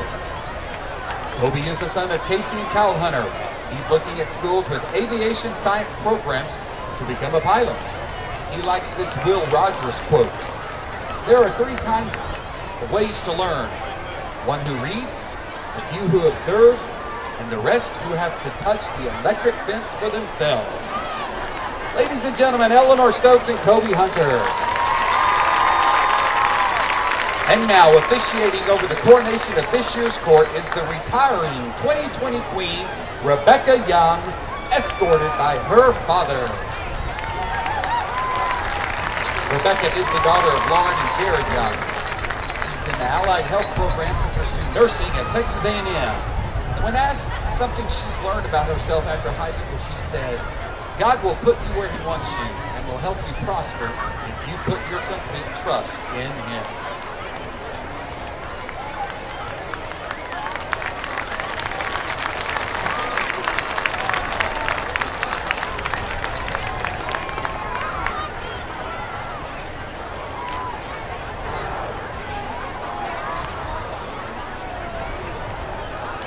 And now to announce the 2021 royalty as elected by their senior class peers. The new Duke is Aaron Oviedo.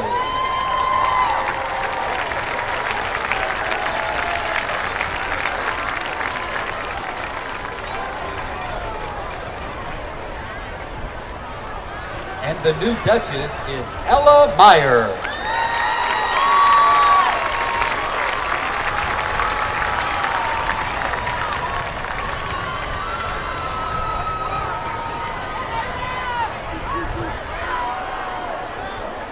The new prince is Tate Craycroft.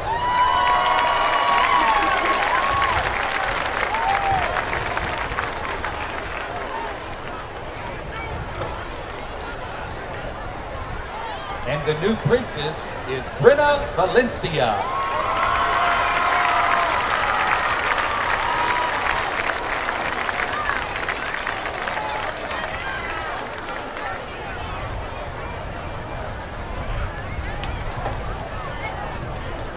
And now for the crowning of the 2021 Boerne High School Homecoming King and Queen. The new BHS Homecoming King is Downtown Colby Brown.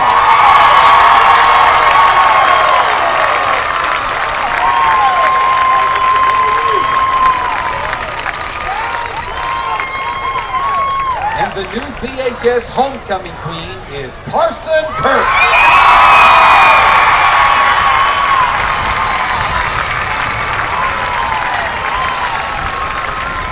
Let's give a big Greyhound congratulations to all members of this year's homecoming corps.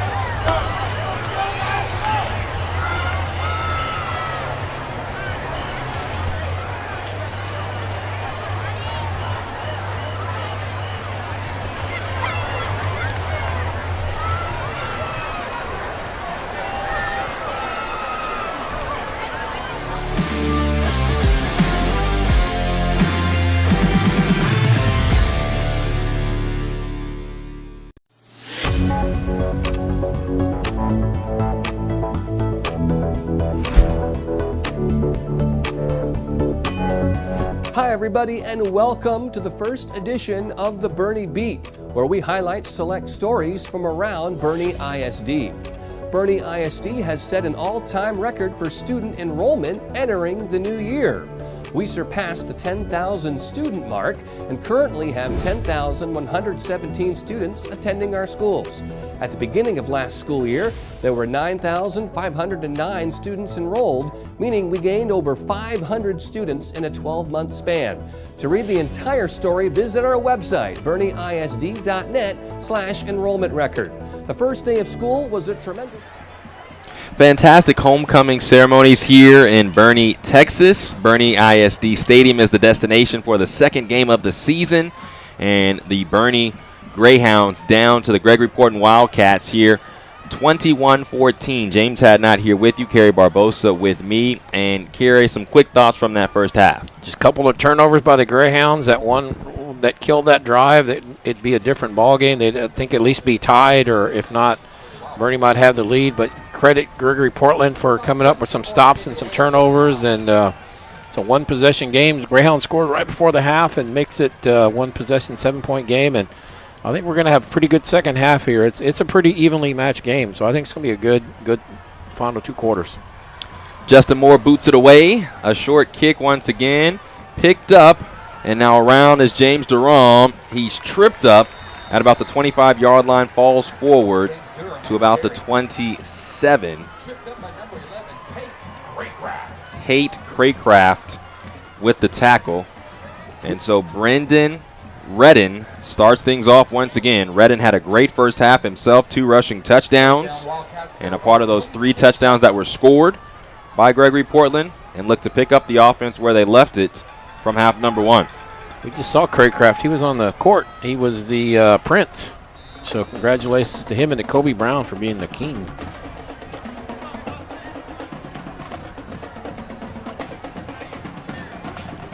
Our referee, Jeff Spence, pushing his hands up and down to restart the play clock. Wildcats ready to go in these white jerseys with red numbers. The ball rolls on the snap. Dalvin Batts picks it up, and he stopped at the line of scrimmage. We saw that earlier in the first half. The ball was picked up on a roll, and Redden actually picked it up, threw it down the field, and it was a hands catch by David Carl. Not the same result there, second down and long. Yeah, Batts just kind of Johnny on the spot, saw it, picked it up, and it wasn't supposed to go to him, but he saves the play and gets it back to at least the line of scrimmage. The aforementioned Carl split to this left side, and Colton Harrison is in the slot on the left. Play action. Redden finds a seam, and he was falling forward, had a lot of space, but could not keep his footing. Goes down on his own, third down and long. Yeah, and he did have some room. If he'd have got to that seam, he might have gotten a first down, or he would have had a good gain at least, but kind of lost his balance. And I don't know if it was a design run play for him, but I think he saw it and was going to try to take something there. Boerne scored the last touchdown of the first half, trying to get the first stop of the second half from the shotgun. Redden has it on third down and 9. Slings it and is picked off. Sliding by Sam Cannell. Snags it. The second interception of the day. Good job by Kennel getting over there and just kind of stepping in front. There is a flag on the play, but I think it was after the turnover. So 2 interceptions, and both times Redden's throwing to his right. He's a lefty, so he's kind of throwing across his body there. So, but good job by Cannell getting that interception, and it's setting up the Greyhounds pretty good field position here. They're at the 36, so relatively short field. So let's see if Greyhounds can take this momentum and try to tie it up, see if they can get in there and score a touchdown. So the turnover battle now tied at 2. Boerne has 2 fumbles on the day, one on a kickoff and one around the 5-yard line, and Brandon Redden has thrown 2 interceptions on the day to go along with his 2 rushing touchdowns. Penalties offset for both Boerne and Gregory-Portland. Ball spotted outside the 35 at the 37. Boerne looking to potentially tie this game. Rashawn Galloway back out for Boerne. Had that rushing touchdown to end the first half from about 7 yards out. Starts from the shotgun. 4 down linemen for Gregory-Portland. Hands off. Chase Gentry. And Gentry up the middle to about the 30-yard line. It's a good push by that line on that right side, giving Gentry some room. Gets a good about 6 yards, it looks like, on that play. Officially a gain of 5. Stopped at the 32. Shotgun once again for Galloway. Another hand to Gentry. And he's wrangled down by the face mask. Robert Kalar got some of that face mask. Should be an automatic first down. Call a hold on Boerne. Wow. Didn't see it. And look at Coach Hendricks is saying, hey, what about the face mask? You guys missed that one. We saw it up here in the booth, but they did not see it down there on the field. So what could potentially have been a first down moving towards the red zone turns into a second down and long for Boerne. Outside the 40-yard line at the 42. Second down and 15 for the Greyhounds. Galloway claps his hands and sees the Wildcats jump a little bit. Will change the play.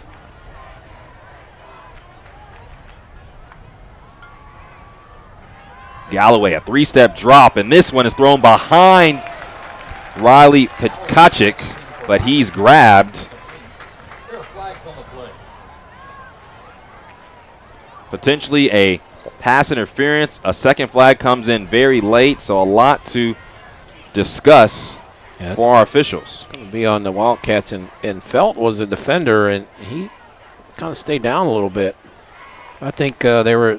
So we're seeing right there 2 men on and earlier we saw 3 men on Petkachik. So he's been double and triple teamed. Still had some big plays. And that time he draws the penalty and gets them a first down. So they get some of that, what it should have been on that penalty on the face mask. They get some of that yardage back, but still in good shape right here. First possession of the second half for Boerne. First down and 10 from the 29-yard line in Wildcats territory. The Wildcats intercepted Brandon Redden on their first possession. Galloway has the snap, a three-step drop, flips one to the right side, picked up by Pekacic, has plenty of space. Riley Pekacic puts his head down and motors into the end zone. There is a flag, though, at the 37. That might be a roughing the passer. Let's see. But, boy, if it's against the Greyhounds, that's two that Pekacic has twice he scored. That would have been called back. Let's see what the flag is.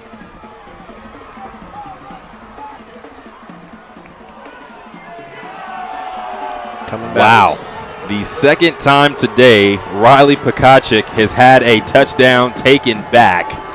The first one was in the first half, and it was on their first touchdown drive. It was a bobbled catch. He was really had a man all over him and still caught the ball. The good news for Boerne in that first half was the next play was a touchdown. This one a little bit farther out. First down and 20 now from the 39-yard line. Just about 2 yards out, actually, because it was a 37-yard touchdown pass to Kobe Hunter. Tight formation for the Greyhounds. Galloway gets everyone in order. Kobe Hunter comes in motion. Galloway now has a man in front of him, throws to Gentry, who snags it, takes the hit at the 32-yard line. Good job by Gentry holding on to that ball. He didn't see that hit coming, but he holds on. Makes a great catch. Great hands there. And he gets basically the penalty yardage back. Makes it a 2nd and 10 here. Chase Durham made the hit. 2nd down and 10 from the 29-yard line after the 10-yard pickup. Cuervo taking defenders across the 25 to the 23. Good run by Cuervo. Stays low. You see him stay low, keeps his legs churning. He gets grabbed up by the helmet, but he falls forward for about 5 yards. So good run. Makes it a manageable 3rd and 5 here. 3rd down and 5. Galloway once again looks to see what Gregory-Portland might do on defense. Looks to the sidelines now to get a new call. 10 seconds on the play clock. Plenty of time. Galloway hands off to Cuervo. This time a log jam at the line, and he stops at the 25-yard line. 4th down and manageable, and a potential 4th down attempt. Yeah, it'd be a long field goal. It'd be about a 42-yarder if they tried it. It looks like they're going to keep the offense and go for it at this point. First possession for Boerne here in the second half after the interception. And they have a 4th down and 5 to deal with from the 24-yard line, just outside the red zone. 8 minutes to play in the 3rd quarter. Potential pressure. Pressure comes. Galloway slings it to the right. Catch is made right at the 19. It's right at it. Nice job that time by Justin Moore. It's right on it, but he got it. He came back for that, but he was able to get that 1st down. Good catch. In the red zone. In the red zone are the Wildcats. 1st down and 10 from the 19-yard line. A 5-yard pickup on 4th down and 5 to Justin Moore, his 2nd catch of the day. Snap back. Handoff. Chase Gentry. Pinballs around near the 15 to about the 16-yard line. Multiple Wildcats in there. Gabriel Juarez, one of them. 2nd down and 7 from the 16-yard line. Galloway rips it to the right. High ball caught by Kobe Hunter, and he's upended inside the 10 at the 8. That should be enough for a 1st down. It's going to be 1st and goal Greyhounds. When he gets near the goal line, Kobe Hunter, Pekacic, 2 of his top targets. Last year, Riley Pekacic had 9 touchdowns to lead the Greyhounds.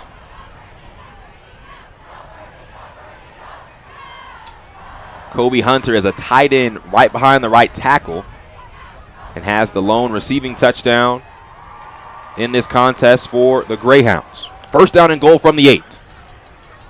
Chase Gentry burrows his head down and is stopped outside the 5. We had a seam there, hit it hard, did Gentry, but they closed it pretty quick, did the Wildcats that time. And basically short gain, maybe 1 or 2 yards. Just 1 yard picked up, stays in the shotgun. Do the Greyhounds. Snap back. Galloway pumps once, throws almost a one-handed catch by Kobe Hunter, but it falls incomplete. Yep, and that play action after Gentry had just run it, they went right. They faked it to him. Play action that kind of froze the defense, and Hunter's open, just not able to reel that one in. 3rd down and 7. 3rd down and goal from the 7.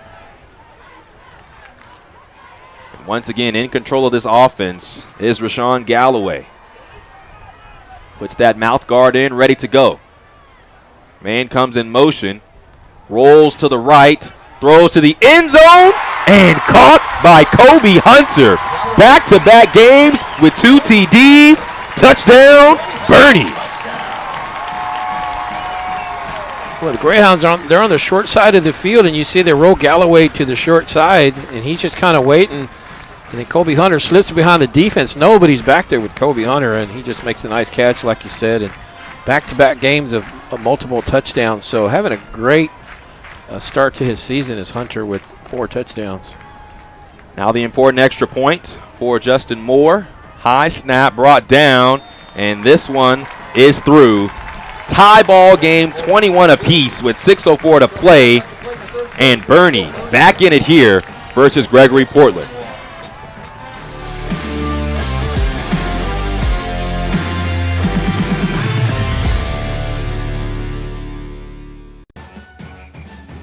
Tonight's broadcast is brought to you by H-E-B, Smoky Moe's Barbecue, Chick-fil-A, Frost Bank, Jet Specialty, Ferris Orthodontics, 1910 Church, Wick Productions, and Dog and Pony Grill.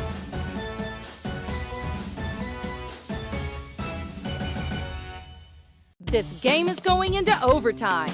At the Dog and Pony, we are calling it OT at the Pony, and we're open until 11 p.m. after Friday night home games. Head over to dogandponygrill.com if you'd like to order before you leave the stadium. And we'll have a Greyhound or Charger burger waiting for you. Dine in with us, grab a cold beverage, and enjoy the rest of the night with our full kitchen. 21 all with 6:04 to play here in the 3rd quarter. Boerne ties things up on their last possession. Short kick coming.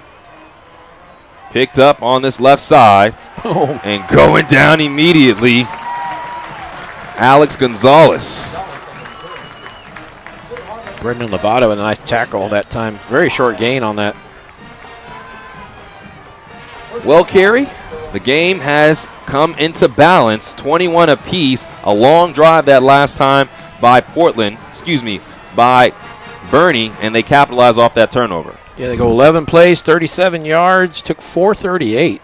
And they hit a 3rd and 7 on that touchdown to Kobe Hunter. They had a 4th and 5. Remember the Moore, that was a nice conversion. And I think it was Kennel that had the interception, I believe. Yes, sir. Sam Kennel had that interception to start things off. Dalvin Batts starts this drive off with a run and maybe gets back to the line of scrimmage. That interior line has really stepped up here in the second half after not really getting any pressure in the first half. Brandon Redden was all by himself, threw where he wanted, ran where he wanted, but here in this second half have already had a couple of nice stops. Yeah, and you think about the Greyhound offense, they score on the opening drive and they don't do anything until the very last drive, their last drive of the first half, and now they score on the opening drive of the second half.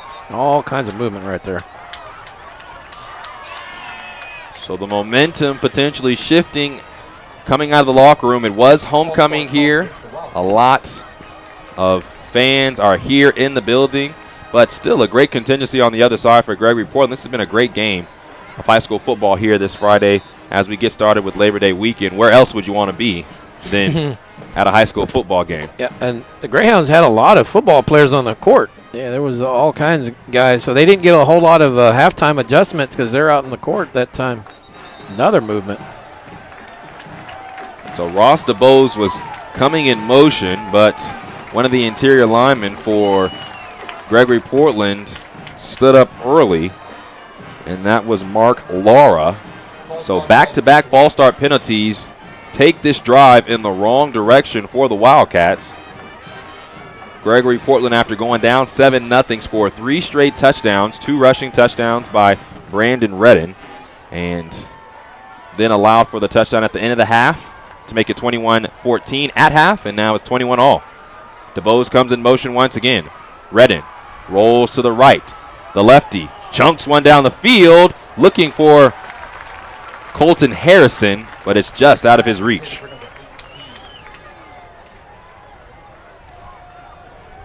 And when he's thrown to that side, that's where he's had trouble on those 2 picks, but that time it just kind of overshot everybody.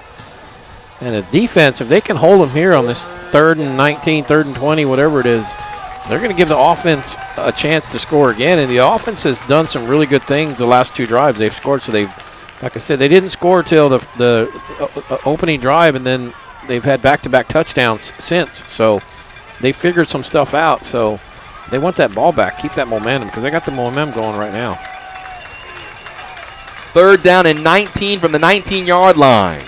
Redden on play action, throws an out route to the left, and it's incomplete. 3 and out after back-to-back false starts push this drive backwards, and Boerne gets the ball back with great field position, potentially. Riley Pekacik is back to receive this punt. Yeah, he's at about his own 43, 44 area, so if he gets any kind of return, even a short one, they're going to be pretty much in Wildcats territory. Jackson Sutton puts this one away. It's a low kick, so a return is probable. Pekacik finds a seam. Look out. 40-yard line. Out to the outside. 30-yard line. And Riley Pekacik handles business on the return. A short field upcoming for Boerne, looking to retake the lead since the first drive of this contest. It's a great return by Pekacik. He does a great job of just seeing what's in front of him, seeing the field. You see him, he goes left, and then right here he cuts out at the very end along the sideline, and that kind of opens it up, gives him about 10, 15 more yards, and sets him up in great shape inside the 30-yard line here. So another chance to score. Can they make it 3 in a row? 1st down and 10 from the 27-yard line in Gregory-Portland territory. Wildcats looking to retake the lead after starting this game 7-0. Chase Gentry is the running back. Galloway slings it to the left. A hands catch on that sideline at about the 18-yard line. Max Garcia with the catch. Great catch. Throws a little high, but Garcia stretches, gets it, keeps his feet in, and gets him a 1st down in the red zone. 11-yard pickup. Galloway barks out, grabs the snap on a slant. Riley Pekacik grabs it in the middle. Yeah, guess who? He's hit immediately in the middle of the field by Chase Felt, but a strong catch, especially going through the middle. Well, and he knew he was going to get hit. He knew he was going into traffic, but he holds on to that ball. He does take a pretty good shot, but gets about 8, so makes it 2nd and 2. So playbook is wide open right here. 2nd down and 2 from the 8-yard line. A 1st down can be picked up without scoring a touchdown. And this tight formation once again, 2 by 2, close to the line. Galloway claps his hands. Pop pass to the right side.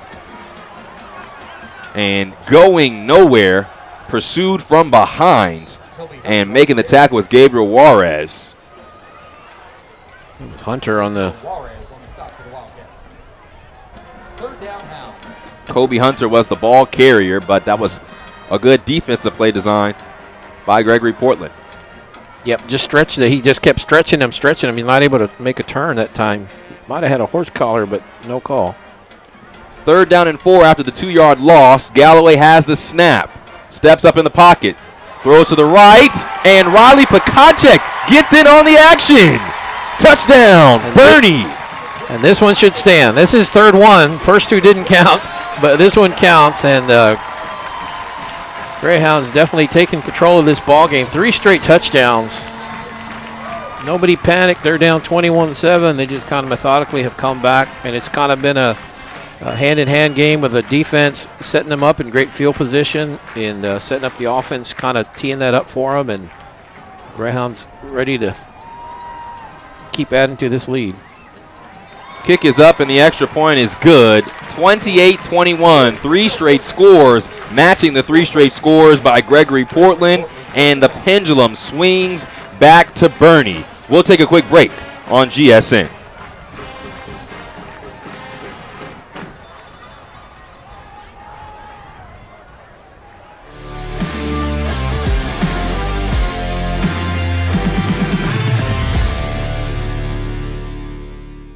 Ladies, that is how you execute the run-pass option. All right, guys. In order to live in this community, we need to know important facts. What year was Boerne High School opened? Back in 1909. Now, who knows the name of the mascots? Rowdy and Rita. Okay. What year did Boerne play its first football game? Back in 1909. Coach Oswald.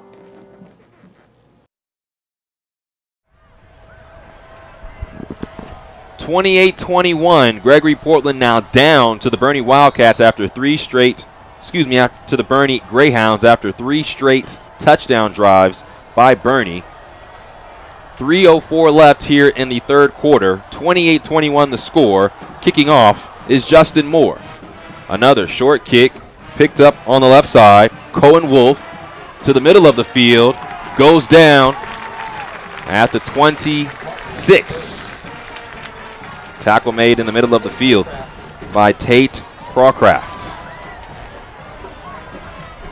That play, short field, only 27-yard drive, but they go 4 plays and take a minute 27. It was really the Riley Pekacik drive because he has the punt return. Does a great job, about 25-yard return, gets them set up at the 27, and then he makes a touchdown catch. And that one, it was 3rd and 4 on that play, and it looked like Galloway was going to run it. He was thinking about it. He stepped up, then he saw Pekacik cutting across the middle and went right to him, and another touchdown. What does Brandon Redden have to say? Well, he'll have to wait until he backs up 5 yards. It felt like a long time was being taken in the huddle by Gregory-Portland, and they'll take a timeout to regroup. So we'll keep things here and talk a little bit more about what Boerne has done here in this contest to retake the lead. After going down 7-0, the Wildcats gave up 3 straight, for Boerne after going down 7. For Boerne after going up 7-0, the Greyhounds gave up 3 straight touchdowns to the Wildcats, but have now put up together 3 straight touchdowns of their own and have really turned the tide in the game. Yep, and really all started right before the half. Remember where they were driving, they fumbled, they get the ball back, and they go score, and they score right before the half. And I thought that was a huge drive because it makes it a 1-possession game, and it gives them confidence, and then they start the second half, and they score on the opening drive. And remember, on their opening drive, that's the interception set up by Kennel. So, and then they hold them on a punt and score again. So two touchdowns in this third quarter for the Greyhounds.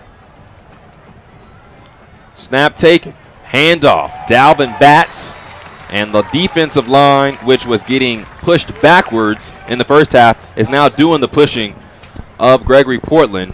Second down and long for the Wildcats.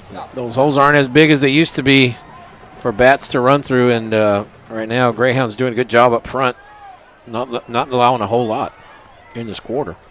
Brandon Redden at quarterback does have 2 rushing touchdowns on the day, but also has 2 interceptions, runs the option, keeps it himself, and pummels his way across the 35 to the 37. Tackle made by Will French, but Brandon Redden opens up a hole of his own and gains the first down. And David Carl, Kobe Brown kind of going at it on the side here, number 2, number 80, the matchup. Can't mess with the homecoming king, man. Redden hands off to Dalvin Batts, turns the Jets up across the 40 and gets to the 46, check that, just the 44-yard line. But just as we mentioned about those holes being a little bit smaller, something's happened. They're starting to open up here on back-to-back plays. Official stopped the clock for some reason. Oh, looks like one of the Greyhounds had to come out. So the clock stopped initially, now resets and running with 1:25 to play in the third.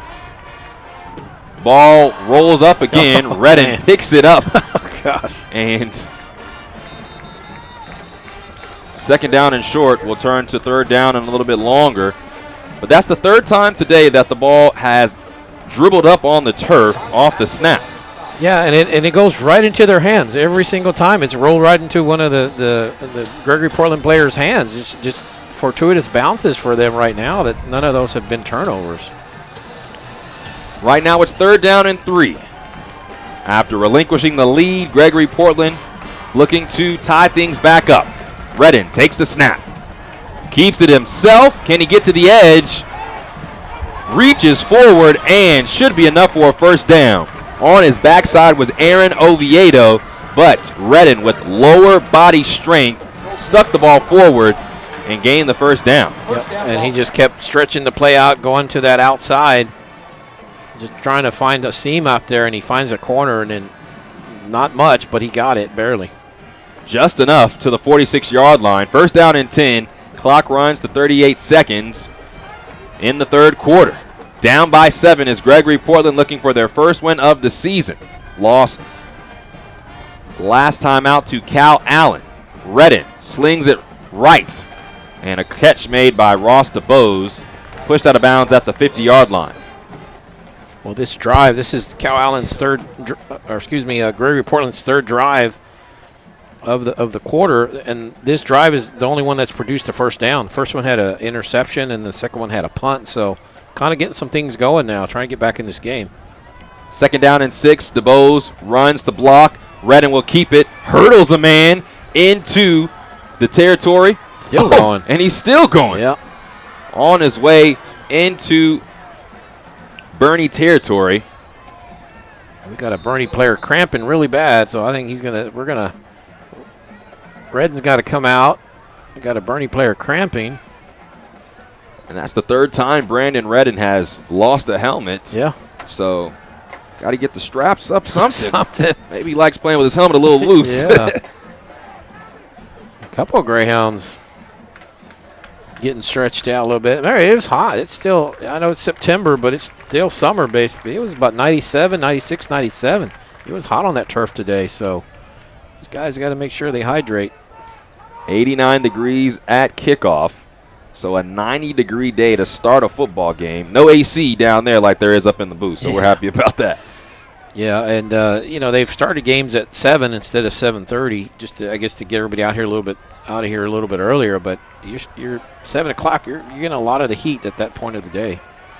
Well, Gregory-Portland trying to turn up the heat themselves. Hand off to Dalvin Batts, and he dives forward to the 35-yard line. That should end the third quarter.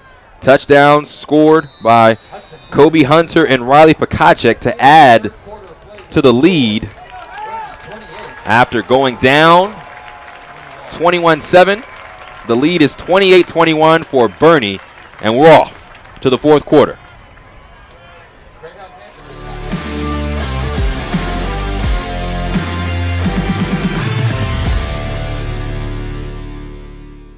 We are 1910 Church. The NTC. We're on a mission. A mission that fuels everything we do. We're about finding and restoring. Finding things that have been broken, lives that have been broken, and restoring them to the manufacturer's intended design. We're serious about people. Because we think people matter. We're fun. Energetic. And crazy about life. Because we think it's worth living. And don't worry, we aren't perfect. Just forgiven and honored to have a second, a third, fourth chance. We would be honored to meet you. And what you're wearing right now is appropriate. So enjoy the game. And we look forward to seeing you soon. Hi, I'm Scott, and I love Chick-fil-A nuggets because the flavor is unparalleled. As soon as you bite into them, you're in a happy place. The seasoning is perfect. right off the snap. That play had no chance. Riley Mackerel was all up in the grill of Dalvin Batts.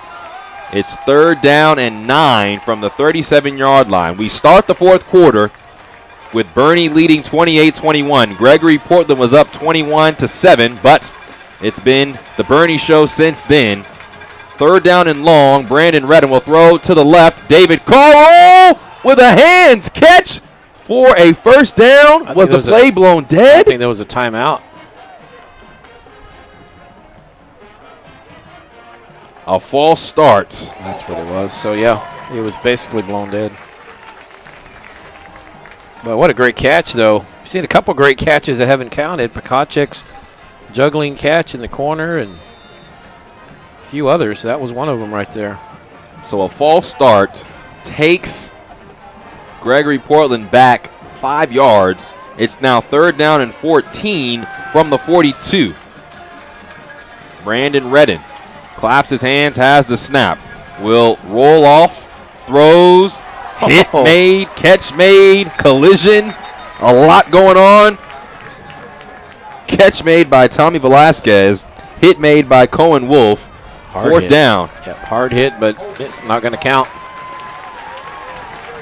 So back-to-back penalties on 3rd down. Push Gregory-Portland back a little bit further. And these are back-breaking penalties right now. One, because Gregory-Portland had a first down on the false start. Now, that play was blown dead from the start, but that play made it a 4th down and manageable if they were going to go for it. Now you have 3rd down and 24 from the 48 in your own territory. So these penalties really hurting Gregory-Portland on this drive. Yeah, and that's not really what they do. They're not a big play type of team. They're just the more methodical 4 or 5 yards. He moved the ball there. He moved the ball. So that's going to be another penalty. So right now, Gregory-Portland going the wrong way. Self-destructing on this drive was all the way. The line to gain is at the 28. They got to get to IH-10 to get a first down now. Got to get an Uber or something. 3rd down and 29 now from the 43-yard line in Wildcat territory. And a long ways to go, down by 7. 10.5 to play here in this fourth quarter. Boerne trying to win on homecoming and get their first win of the season. Redden wipes his hands. Ready for the snap. Oh, there we go. He's going down in the arms of Riley Mackerel. A sack to finish off the drive. 4th down and forever. Well, that's twice Riley Mackerel in this game has gotten to the quarterback. The last time he made him throw the ball away, remember, and got an intentional grounding. That time he gets a sack. I think that's the first sack of the game against Redden. Good job. 4th and forever. That's got to be 4th and almost 40 yards.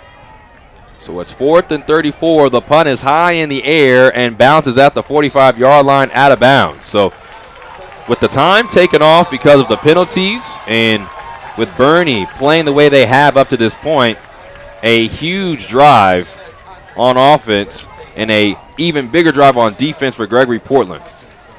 That was a 5.5. They had the ball for 5.5 minutes there. And that really, in a way, helped the Greyhounds because they were burning clock and they were going backwards. So now the Greyhounds get the ball again near midfield. And this is a hot offense. They've scored 3, the touchdowns they've scored 3 in a row. So let's see if they can make it 4. Rashawn Galloway had a touchdown to end the first half and then has 2 passing touchdowns in the third quarter. The first drive of the fourth for Boerne. Galloway throws to the left off the hands of Riley Pakachek, 2nd down.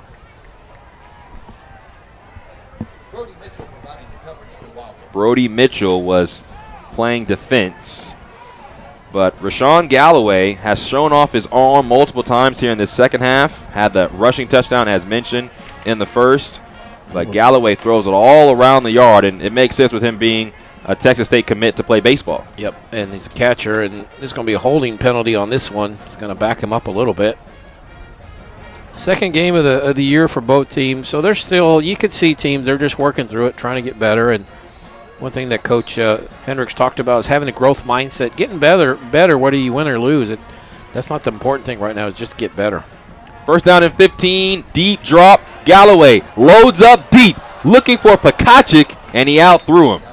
And that's hard to do because Pekacic's fast, but that just kind of shows you the arm that Galloway has. He's got a cannon. We've talked about that a few times, but he put that in the air about 40, 50 yards.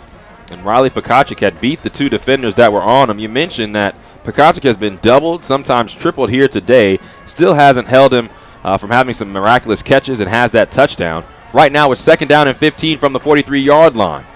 Galloway looks to the sidelines to get a new call. Have not seen a lot of pressure either from Gregory-Portland on the day. And after some discrepancies, a timeout taken by Coach Hendricks. Play clock was down to 1, and you don't want to go backwards. You're already backwards, so good timeout there. So with that timeout, we'll take one as well. Second down and 15 on the other side on GSN.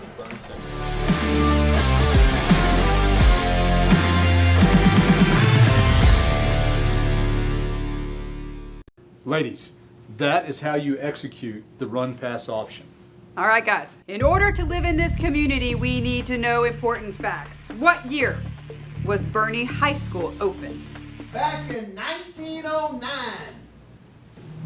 Now, who knows the name of the mascots? Rowdy and Rita. Okay. What year did Boerne play its first football game? Back in 1909. Coach Oswald.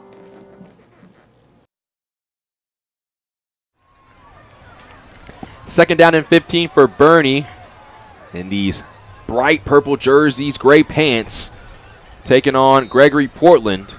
9:25 to play in the fourth quarter. Boerne leads by 7.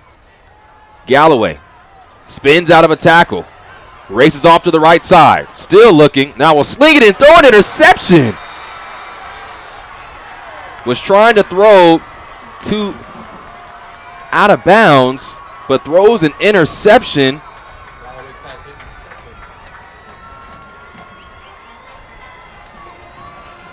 Yeah, Galloway rolls right. He's got a receiver out there, and then the defender cuts in front of the throw, makes a nice interception, and this is potential to change the game here.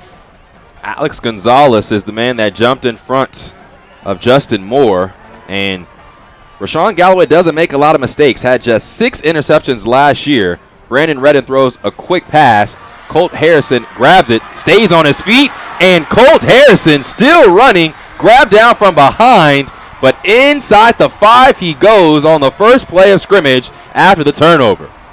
Oh, talk about taking advantage of a turnover right time. They hit a big 40-yard play, gets them first and goal at about the 4-5-yard line. 41-yard pickup. Redden awaits the snap on first down and goal.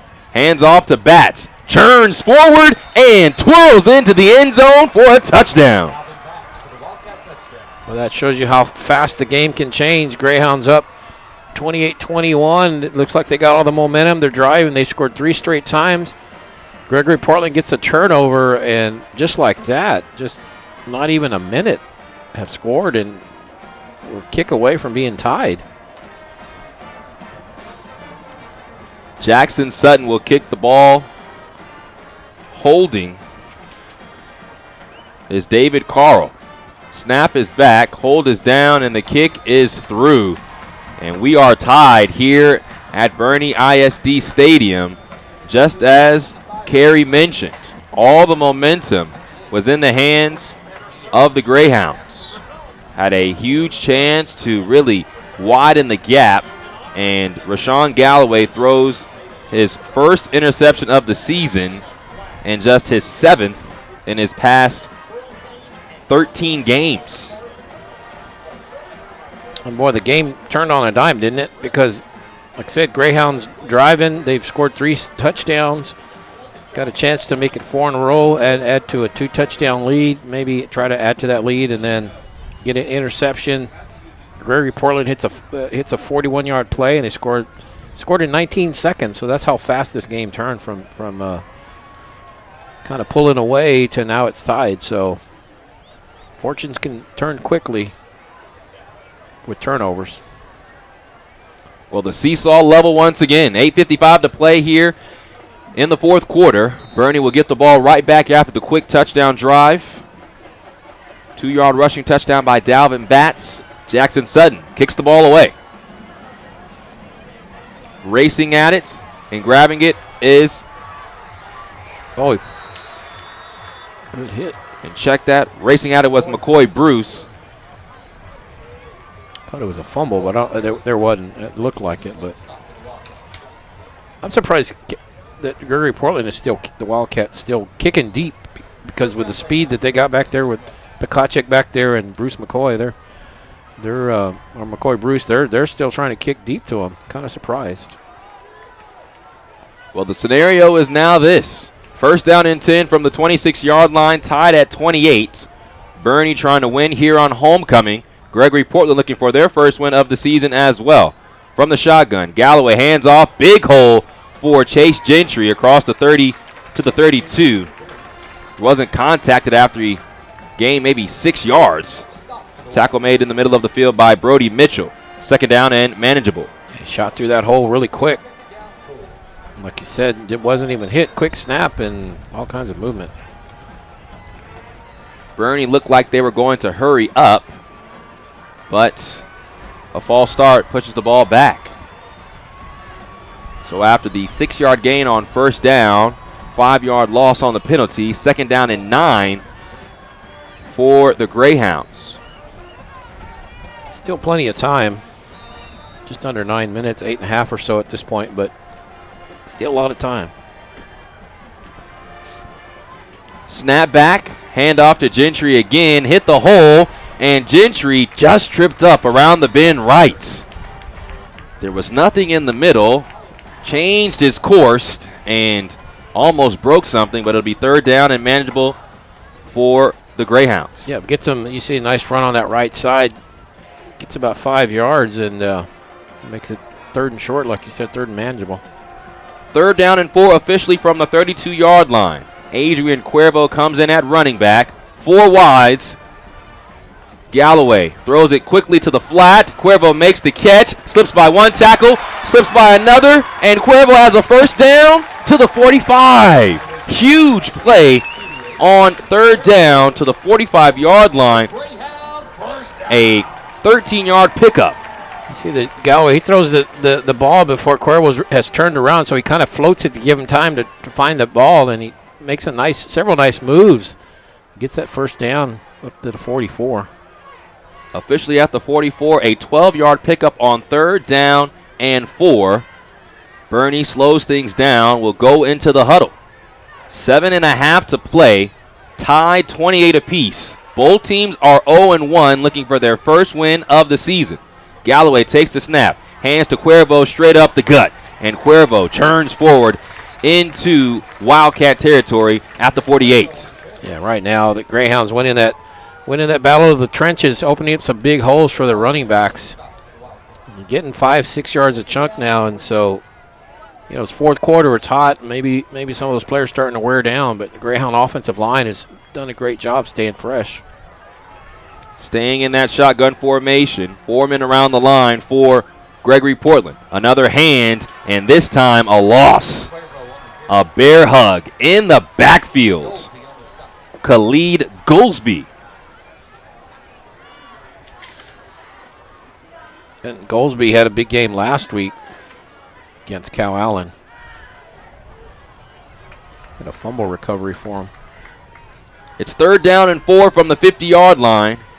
Galloway takes out that mouth guard to get a new play and to discuss things with his offensive line. In motion is Pekacic. Snap back. Rolls to the right. Throw is to Pekacic for a first down. Need a first down, touchdown, just throw it to Riley. Because that was a great. He goes in motion on that play, and Galloway just basically lets him get out there and get open, waits, and makes the throw and first down. First down yardage to the 44-yard line. Snap back to Galloway. Another straight give from the shotgun. And Chase Gentry is stopped at the line. Maybe a yard on forward progress, but the interior line doing what they need to do. Yeah, they gave him about a yard. I thought that was a very generous spot because I thought he maybe got to the line of scrimmage, and that was about it. Second down and 9 from the 43.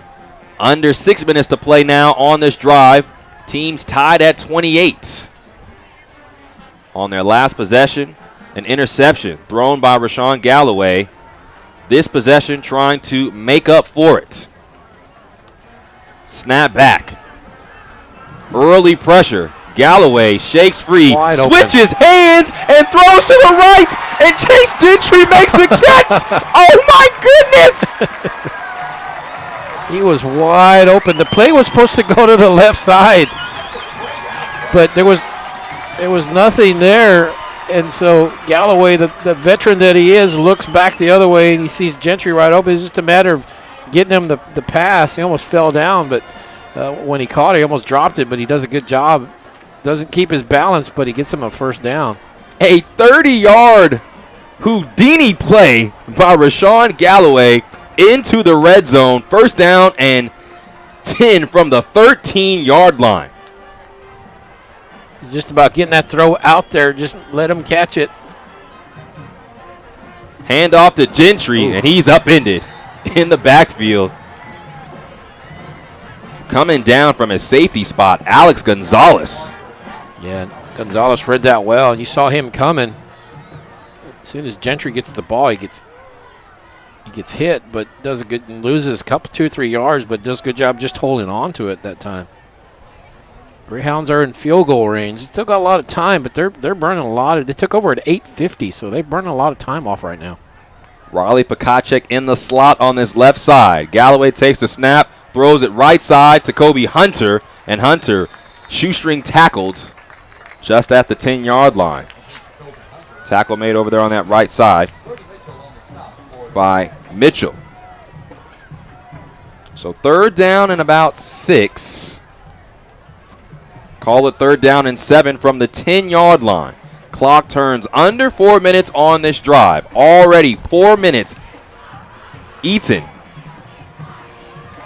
Well, if they don't they can get a first down. So if they don't, fourth down. So what do? Do you kick a field goal? Take the lead. Let's see. Galloway has it. Throws to the end zone. Snagged for the lead. Houston Hendricks for the touchdown. Boerne goes up here at home on homecoming. Great job again by Galloway, just seeing the open man, just being patient back there.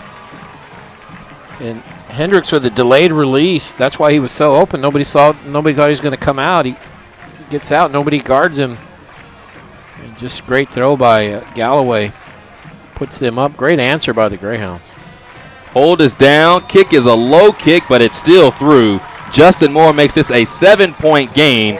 Houston Hendricks had just one catch last week for 8 yards. He has one catch this week for 10 yards, but it's a touchdown, and it gives his Greyhounds the lead, 35-28. We'll keep things here. 3:44 to play in the fourth quarter. Gregory-Portland gets the ball back. What do you expect from the Wildcats? They've been able to throw the ball a little bit early in the first half. It's been a lot of running in this second half.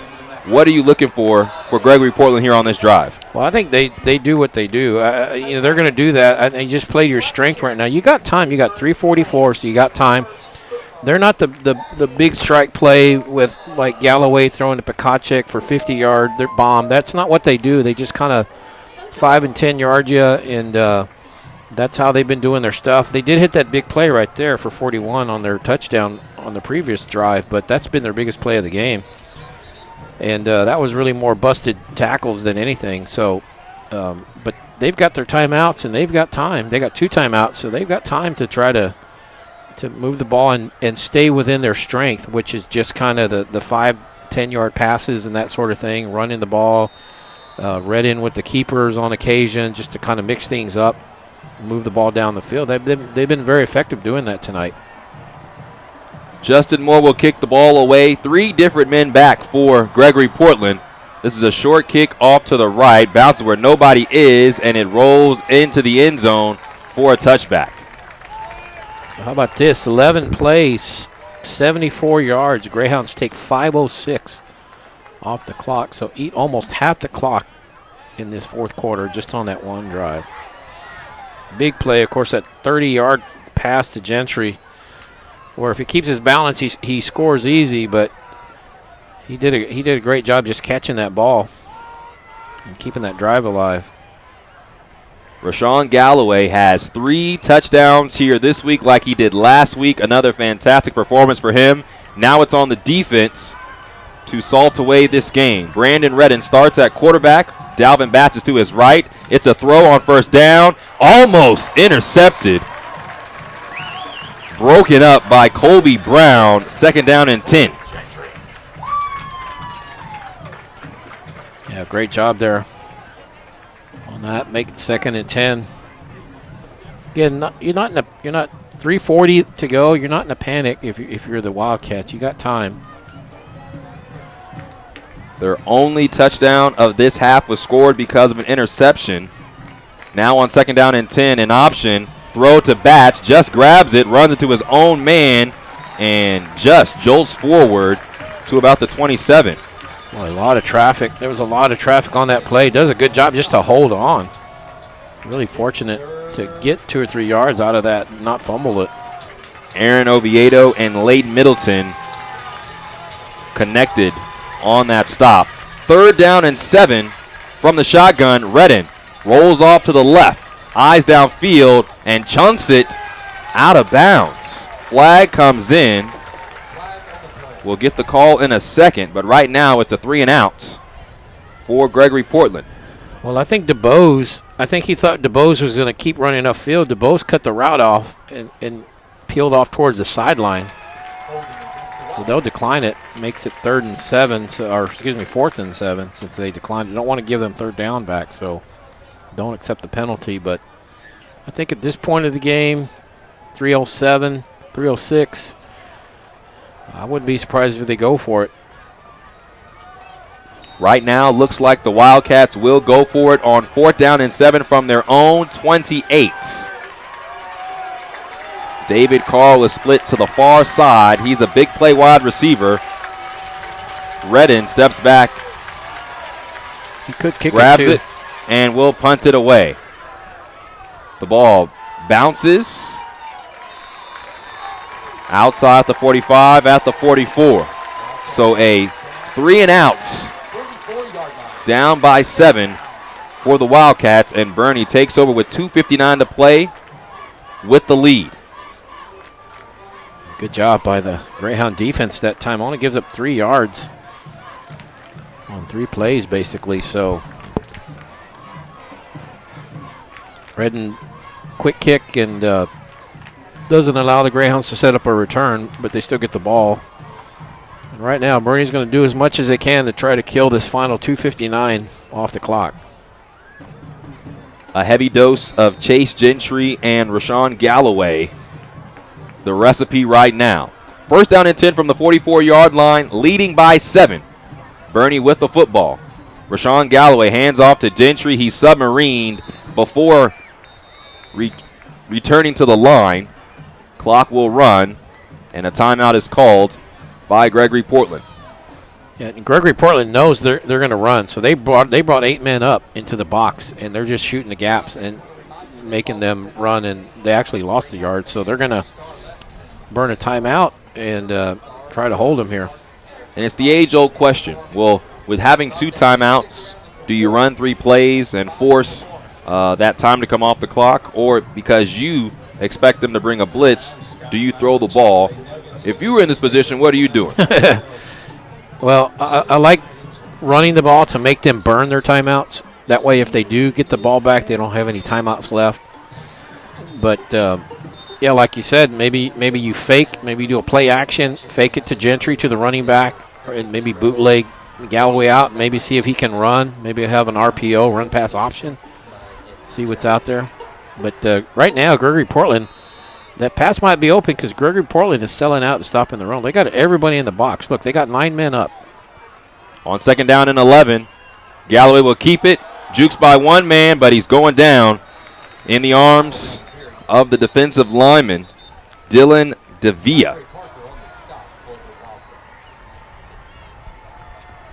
And that's because, Gregory-Portland is sending 11. The Wildcats sending 11 men. They're sending eight of their 11 men in to stop the run. You just can't block that many guys. And so that's why they've gone backwards. But what the Greyhounds are doing is making them burn their timeouts. So they're out of timeouts, so they can't stop it anymore.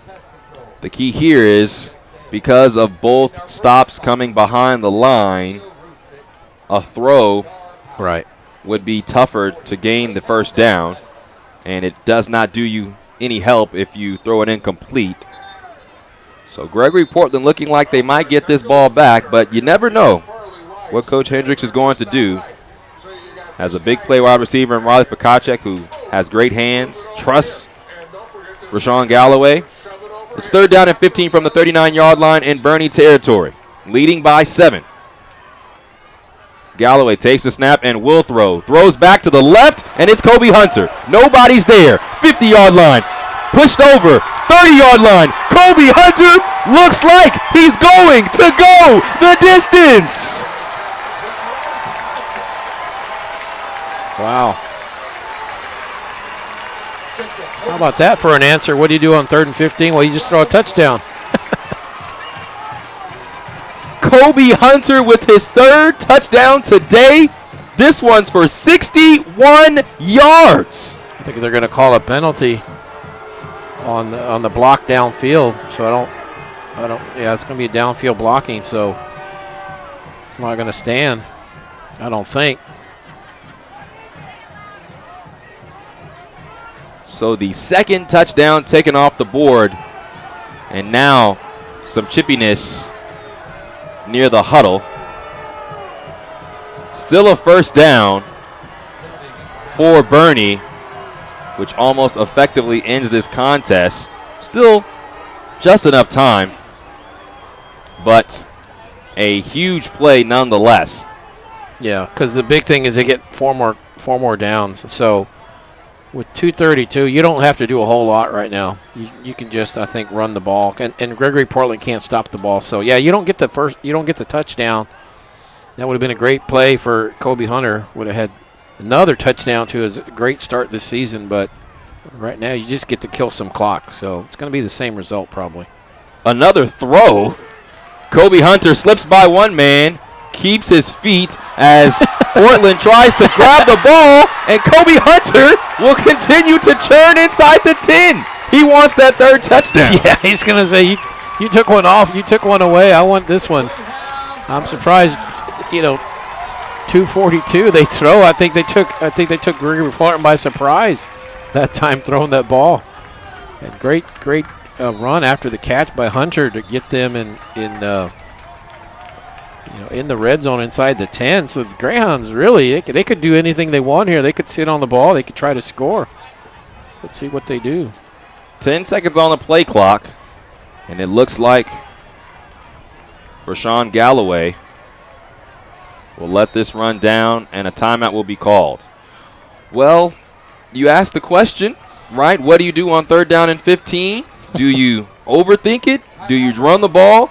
Well, when you have players like Kobe Hunter, who you're expecting to be a really big part of your offense, a strong quarterback in Rashawn Galloway, you trust your guys, and that's exactly what you saw on that 3rd down and 15 play. And then the next play, you do the same thing, throw right back and do the same tandem, and it's really paid dividends here late in this contest. Yeah, that was a great play call on that 3rd and 15 where Hunter scored, and unfortunately had it called back for them, but it was a little bit of misdirection. They fake everybody to the right, and then it's a left side screen. There was nobody in front of them, in front of the Greyhounds. That's why he scored. Got a couple good blocks, and they've done that play twice, and it's worked very effectively for them tonight against big gainers for the Greyhounds. But they come right back to Hunter on that next play and gets about 30 yards on it. So Not quite the touchdown, but another big night for Kobe Hunter. They're going to go into victory formation, it looks like.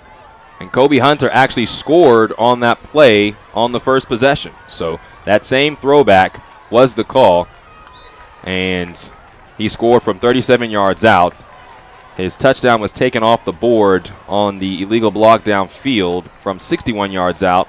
But back-to-back plays effectively in this contest in the victory formation are the Boerne Greyhounds. So Boerne looking like they're going to go to 1-1 on the season, and Gregory-Portland to fall to 0-2. A little bit of talking there between the players. Alex Gonzalez had something to say to Galloway, or Galloway had something to say to him, or both, because there was a little bit of talking going on. I think very classy of the Greyhounds not to score with 2 minutes. They could have said, well, it's 2 minutes. We're only up one possession. Let's try to score. And they just decide, nope, we're just going to take a knee. And they'll run the last of the time off. Rashawn Galloway put in another pristine performance. Had the one interception late, but it's going to go down as 3 passing touchdowns and 1 rushing touchdown. Kobe Hunter, another great contest, 2 receiving touchdowns.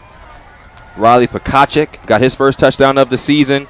And Gregory-Portland put up a really good fight. After going down 7-0, they scored 21 straight points. But then in the second half, it was all Boerne. And here on homecoming, you can hear the bells and you can hear the fans excited about their first win of the season. You know, Greyhound defense did a great job in that second half. Gregory-Portland scores 20 points by halftime. In that second half, they're held without a touchdown, without a point in that third quarter. And then in that fourth quarter, they do score, but remember, that's because they got an interception and had a kind of a short field. So other than that, the Greyhound defense did a great job tonight, especially in that second half. And the Greyhound offense, they scored in every quarter, had 14 at the half, 2 touchdowns in the first half, 1 in the first quarter, 1 in the second.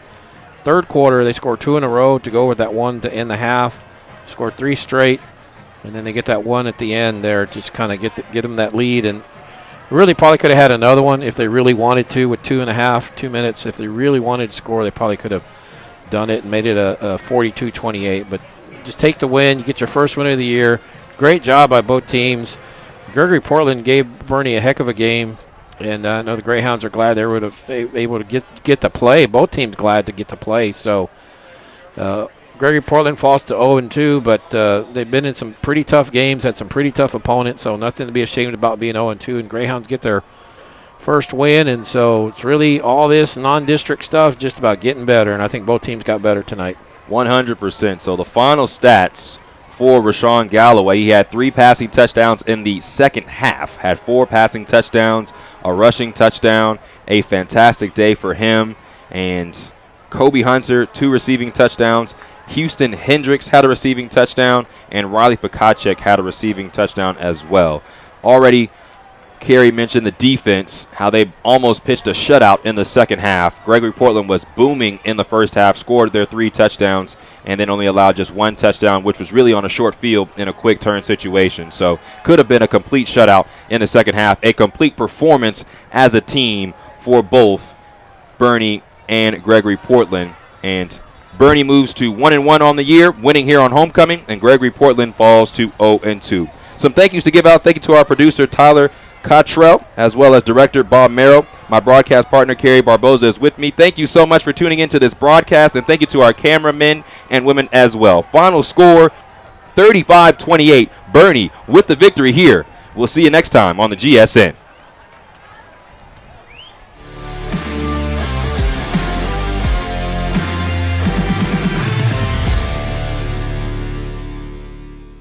We are 1910 Church. The NTC. We're on a mission. A mission that fuels everything we do. We're about finding and restoring. Finding things that have been broken, lives that have been broken, and restoring them to the manufacturer's intended design. We're serious about people. Because we think people matter. We're fun. Energetic. And crazy about life. Because we think it's worth living. And don't worry, we aren't perfect. Just forgiven and honored to have a second, A third, fourth chance. we would be honored to meet you. And what you're wearing right now is appropriate. So enjoy the game. And we look forward to seeing you soon. Hi, I'm Scott, and I love Chick-fil-A nuggets because the flavor is unparalleled. As soon as you bite into them, you're in a happy place. The seasoning is perfect. Hey, I'm Giovanni, and a little thing I love about Chick-fil-A nuggets is that they're perfectly breaded. There's just that right amount of crisp. I don't know what they're doing in the kitchen, but it's pure magic.